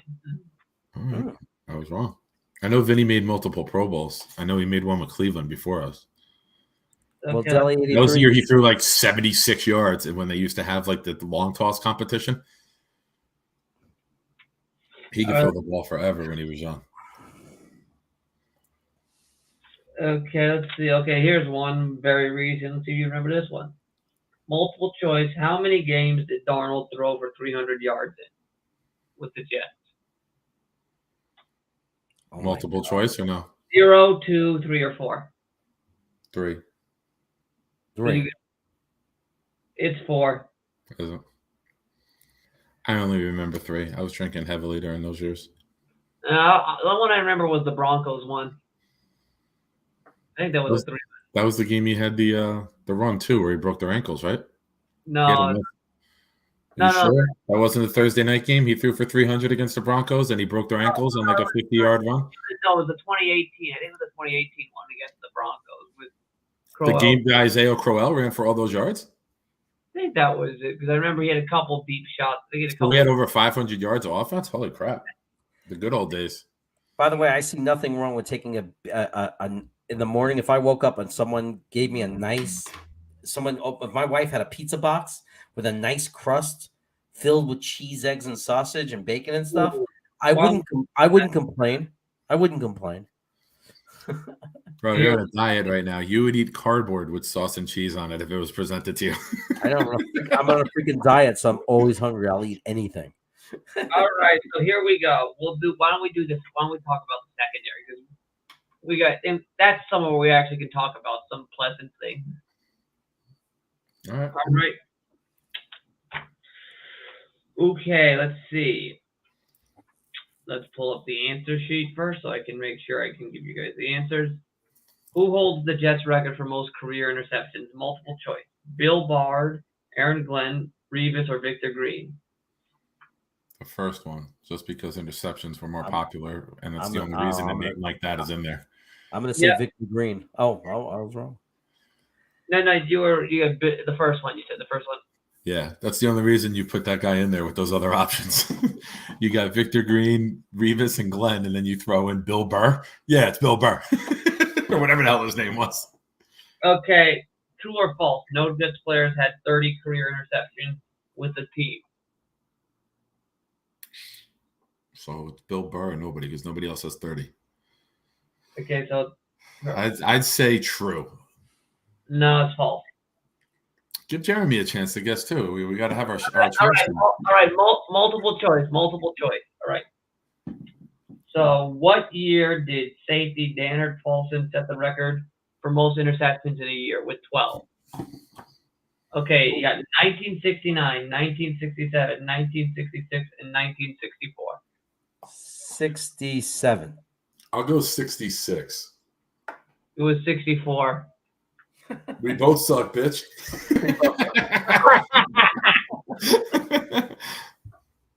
Ooh, all right. Suck again. All right. Water boy. We suck again. Again. Oh, no! We suck again! Okay, multiple choice. Who was the first player in Jets history to have a 100-yard interception return? Marcus Coleman, Eric McMillan, Aaron Glenn, or Revis? Eric McMillan. That's my guess. Let Jeremy pick before you give the answer. Some patience here, host. I guess I'll go with that, man. I remember something like that happening, and I can't believe I can't remember who it was. McMillan? It is Aaron Glenn. I know Aaron Glenn had the 104-yard field goal return against the Colts one year. No, Cromartie did it against the Colts. Did Glenn do it against the Colts too? It was either a kickoff return or a short field goal, but Aaron Glenn had like a 108-yard return, and then Cromartie did like 109. All right, so yeah, here. Cromartie did the 109. I remember it was like 109. Yeah, that's the farthest return you can have. Yeah. Okay, let's see. What is the Jets record for most interceptions by a single player in a game? Multiple choice. 6, 5, 4, 3. 3. What's your answer? By a player, not by the team, right? By a player? Yeah, by a player. I'll say 4 just to be different, because it's probably somebody from back in the 60s that we don't even know existed. No, I think it was a guy named. It doesn't say who it does. It's just 3. All right. I'm pretty sure. I'm trying to think of the player, but I remember it. I remember that it was 3. It wasn't a wild guess, but I can't remember who it was. Is the problem? But it's somebody we know. I'm trying to think. It was a name that we know. I think it was like late 80s, early 90s. Okay, here we go. Here's another one. Multiple choice. How many touchdowns did Eric McMillan score to set a Jets record for most defensive touchdowns in a career? 4, 5, 6, or 7? I'll give you a first shot. Go ahead. I'll guess 6. I'm going to go 5. It's 7. Did he Wow. really? I know he was a highlight film, but we had some really awful teams. Yeah. That was an underrated secondary with him and James Hasty together for a while. Yeah. I loved Eric McMillan. He was my favorite Jet for a couple of years. Okay, true or false? More than 200 players have picked off a pass for the Jets. 50 years. 60 years almost. More than 200. So 60 years means 3 different guys a year. Well, it's not just the defensive back. Anybody, That's what I'm saying. I'm saying 60 years, a little more than 3 guys a year. It'd be like 3.3 guys a year how to get a pass. I guess I'll say true. I'll say true also, because I think on an average year, maybe 6, 7 guys will get an interception. Yes, it is true. Good night, Dark Soldier. All right. Good night, Dark Soldier. Enjoy the snow in Utah, my friend. All right, let's see. Since 2008, who is the only player besides Darrelle Revis to have at least 5 interceptions in a season for the Jets? All right, so here we go. The options are Jamal Adams, Marcus May, Marcus Williams, or Antonio Cromartie. Marcus Williams. Yep, I agree. Correct. He had 6 or 7 that one year, I think. All right, multiple choice. Which one of these defensive backs was not a multi-time Pro Bowler with the Jets? Wait, was not? Can you repeat the question? Which one of these DBs was not a multi-time Pro Bowler with the Jets? Okay. Okay. Jamal Adams, Bill Bard, Antonio Cromartie, Eric McMillan. Not multiple time? Yeah. With the Jets, right? Just with the Jets? Yeah. I'm going to say Cromartie. Jer? Yeah, he did it mostly with San Diego, right? Because I can't see them putting Revis and Cromartie both in the Pro Bowl. And we know, I think Adams did it twice because he was an alternate one year. And I remember following him on social media. And Bill Burr, if he had those massive years in the 60s, he was probably there. So we agree, Cromartie? The answer is Bill Burr. Bill Burr? Yeah, okay. That was before he started opening for Chappelle. That's a good one. All right. Multiple choice. In 1997, who set the Jets record with 3 interception return touchdowns in a single season? Ray Mickens, Otis Smith, Aaron Glenn, or Victor Green? I know this. Jeremy, go ahead first. Victor Green. No, it was Otis Smith. Otis Smith had 2 against Tampa Bay that he returned right into my lap in one game. And I think he had another one late in the year. It's Otis Smith. You are correct. Wow. Nice. All right. Ooh, this one's this one. I don't think you know this one. Yeah, I had seats in the 5th row in the goal line, and Otis Smith picked off 2 of them and ran them right at us. All right. Yeah. Well, this guy, we already mentioned him earlier, but you won't know this one. This one's the 60s. The Jets, true or false, the Jets drafted Dannard Paulson out of Oregon State as part of their original 1961 draft class. His name is Daniel Paulson. His name is Daniel Paulson. I'm sorry. I thought we were in Fight Club there for a second. Robert Paulson. My bad. It's true or false. So you got a 50-50 chance of getting it right. Go ahead, Jared. You pick True. yours. I'll take the other 50. I'll take false. It's false. God, Suck it, bitch. knew that was I own you. Let's see, what occupation was Bill Bard? Multiple choice before he got Comedian. We discussed this 5 times already. He's a comedian. Baird. I don't know. I'm probably pronouncing his name wrong. Probably butchering his last. Bill Baird but what was his occupation before he got the call to try out for the NFL? Good night, Cole. Cashier, security guard, janitor, or teacher? Who's this? I'll say security guard because it sounds like he played safety. So it seems like an easy career transition to go from security to safety. Teacher. You are correct. He was a teacher. Yes, I own you, bitch.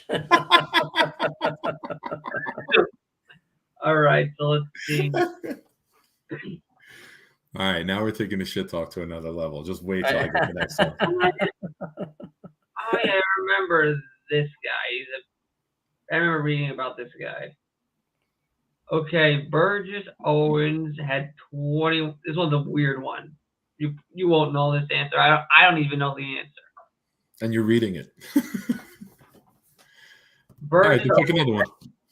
All right, yeah. No, I was asking. So it was a former defensive back who is now a politician. It's asking what state does he represent.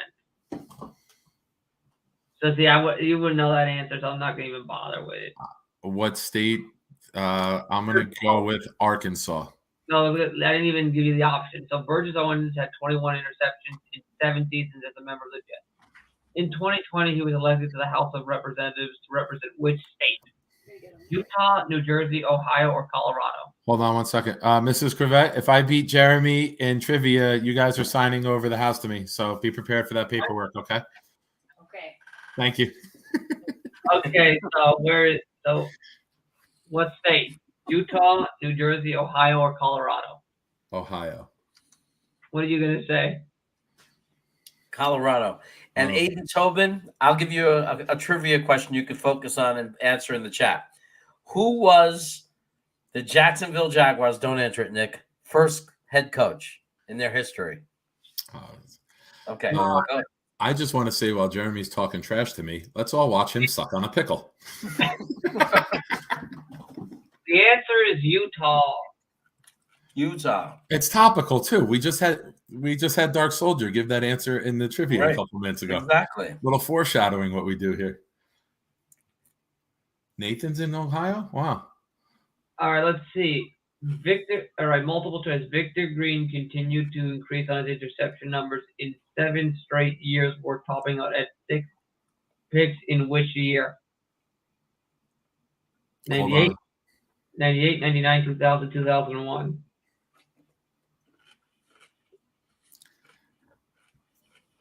'99, because I turned 21, and I remember being at a bar where he intercepted the Dolphins twice in the first half. So I'm going to say 99. What are you going to say, Jeremy? He's too busy moving his hand up and down on this pickle. It is 2000. Pickle power gives you brain power. Coughlin is correct. Okay, so wait, hold on one second. I got a question in the trivia. In the 1998 season, coincidentally, the same day the Jets won the Super Bowl, it was January 12th, 1999. The Jets played the Jaguars in the AFC divisional playoff game. Name the top 2 wide receivers that season for Jacksonville. What year was it? 98 season, 99 was the playoff game that we beat them.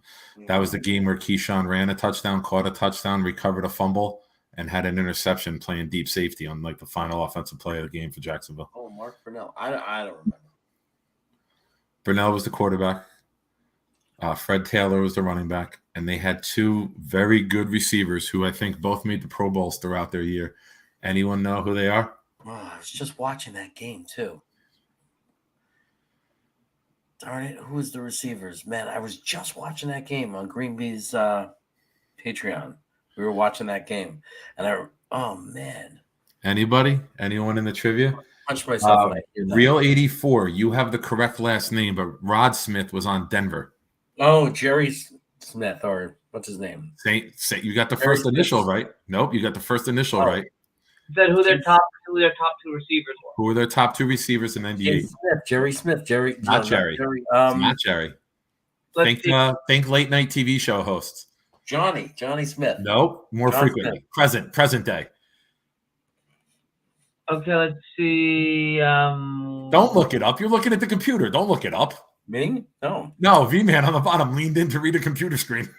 Real Yes, 84. Jimmy. It's Jimmy Smith. Jimmy Deli Smith. 83. He was Mercedes great. Lewis was the tight end. Who was the other receiver? Jimmy Smith was great. Jimmy Smith was a Pro Bowl receiver. Yeah, no, I'm not. I'll give you the initials. KM. Yep, Deli just got it. Keenan McCardle. Jimmy Smith and Keenan McCardle. All right. Oh, here's a good one. Here's a good multiple choice question for you. Here's a good one. What year did Ty Law become the second Jets player to ever lead the league in interceptions? This one's pretty up. 2008. No, it's 2008. Let us both answer. Hold on. Have some patience here. Steve Harvey, relax. It was 2007. It was 2005. Wasn't Ty Law still in New England in 05? No, that was I thought 06 was the year that he pummeled the Colts receivers and they changed the offensive rules. I guess that was 04. I'll never forget. It had to be 05 or 06. The Chargers played at the Jets, and my seats in the old stadium were section 324. And when you look straight down, it was along the visitor sideline. And LaDainian Tomlinson caught a swing pass coming right at me. And when he caught it, he juked. And I literally heard Ty Law's ankles both snap because he lunged right and LT went left. It was the filthiest move. This was LT in his prime. If you Google LT versus Ty Law and you watch this juke, it is the nastiest juke you've ever seen. It was filthy. And the angle that I had for it was perfect. It was jaw-dropping, the move that he made. Wow.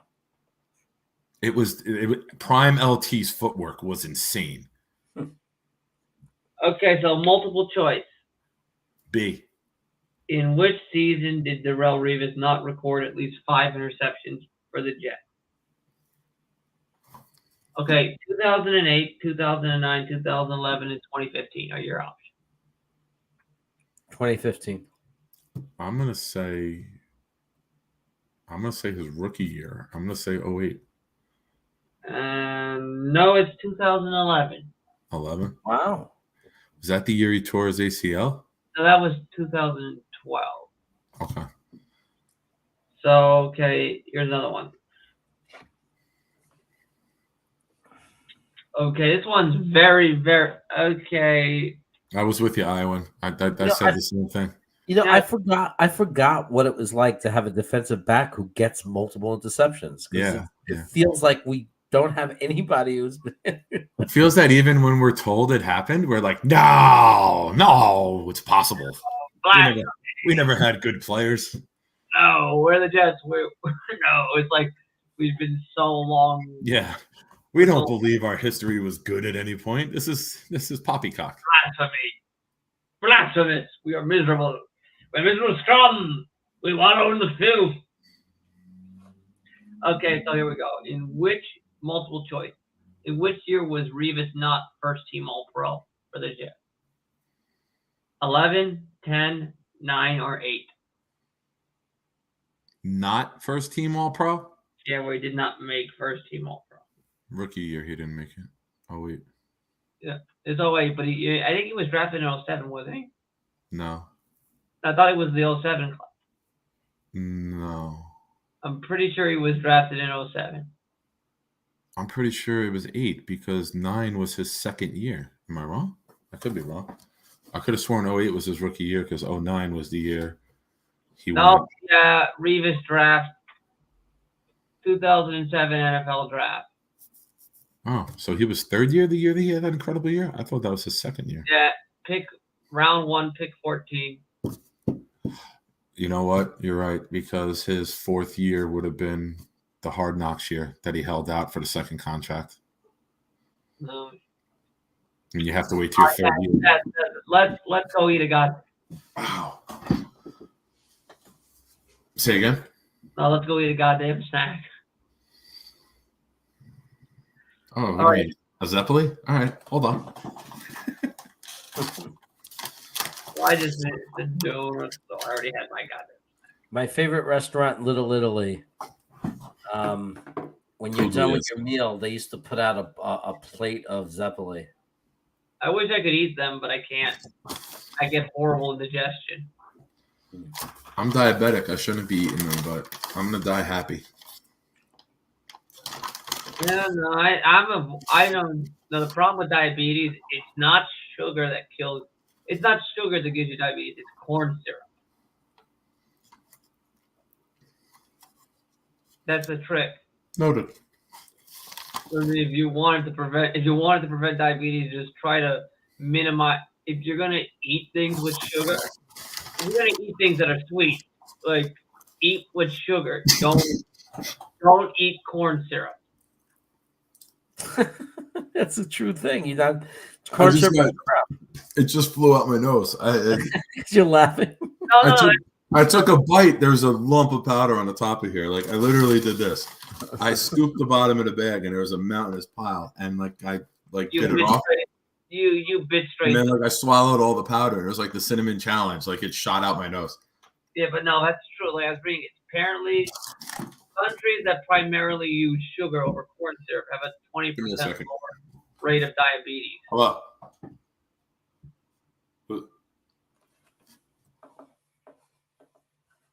I'm trying to think of, man, where else did I get good Zeppeli growing up? Oh, at the San Gennaro Italian Feast in Brooklyn, Manhattan. Like any Italian San Gennaro. Definitely. But also, you could get, it was delicious when you go to the amusement parks and you get the funnel cake with the sugar all grated on top of it. Another thing, I just can't eat them. it gives me indigestion. Like I'll eat one, then I just start feeling like I start to get queasy, and I just get sick. And it's like just I don't know why it's strange. All right, Jeremy, my friend. I just got the we're 3 minutes away from your house, asshole. We're picking you up to go shoot pool again.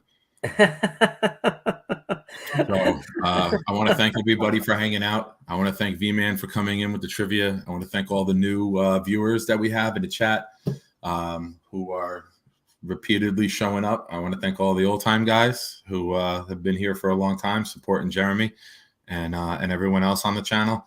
It is a pleasure talking Jets football with you guys. It is a pleasure talking about other teams.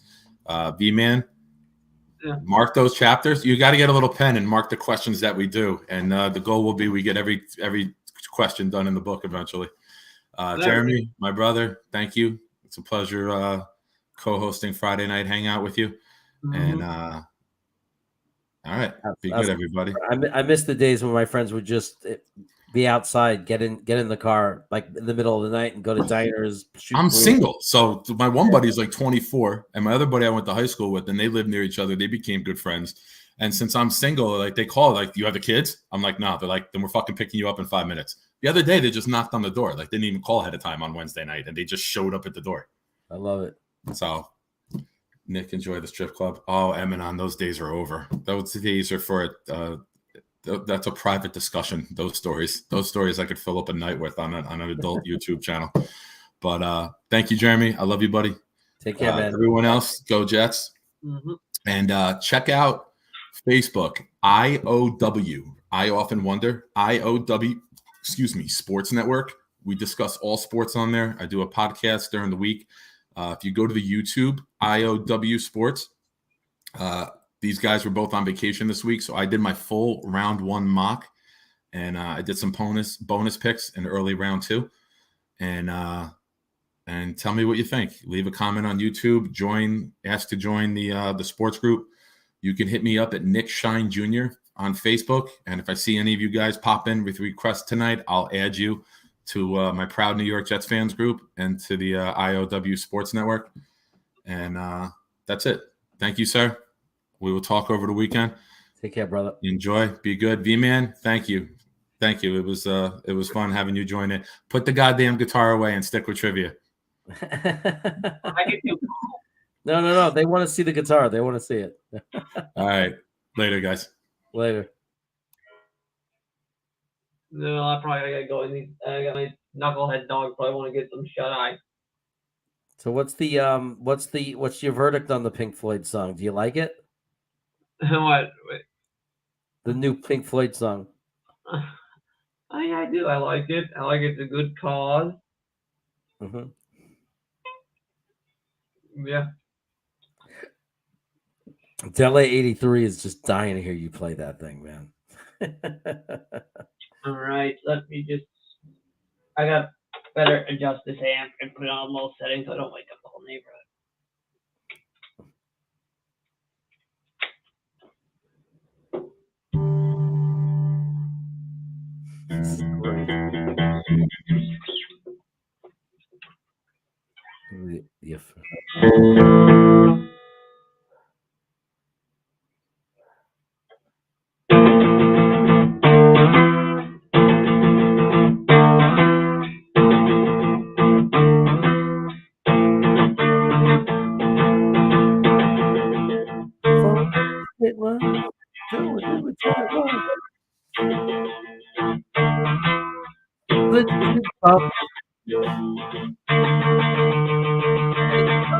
Let's go. Shoot him in the back.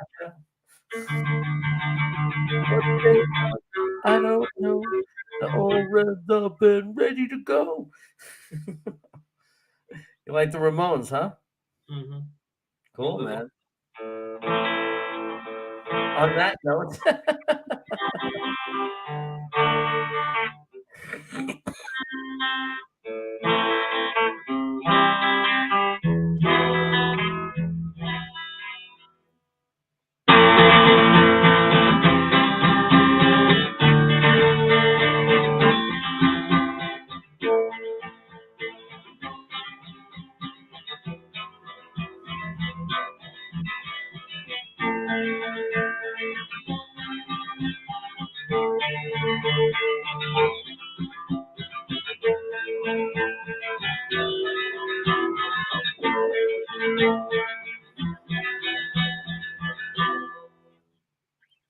right, my friend. That is a good way to end the evening. Well, you're asking that one was House of the Rising Sun. Oh, I love that song. It's a great song. Classic, my friend. But it is late and we all must go. So, yeah, like I said, the knuckleheads are probably complaining that that they want to go to sleep. Yeah. Well, hey, everybody. We'll be back on Sunday night. We have a great show. We're going to be talking about the best and worst case scenarios of pick 4 and pick 10 in the draft. I know V-Man will be hanging out. We'll all be there on Sunday night. Yeah, I'll try to make up. I look forward to seeing you all. V-Man, thanks for the trivia. You helped make the late part of the show what it was. It was great. It was fun answering those questions. And everybody, take care. I leave you with this. Oh, yeah. Go. Amazing. That's my boy. He breaks away from a sack and completes the pass for first down. Kittle just may have made the most amazing catch.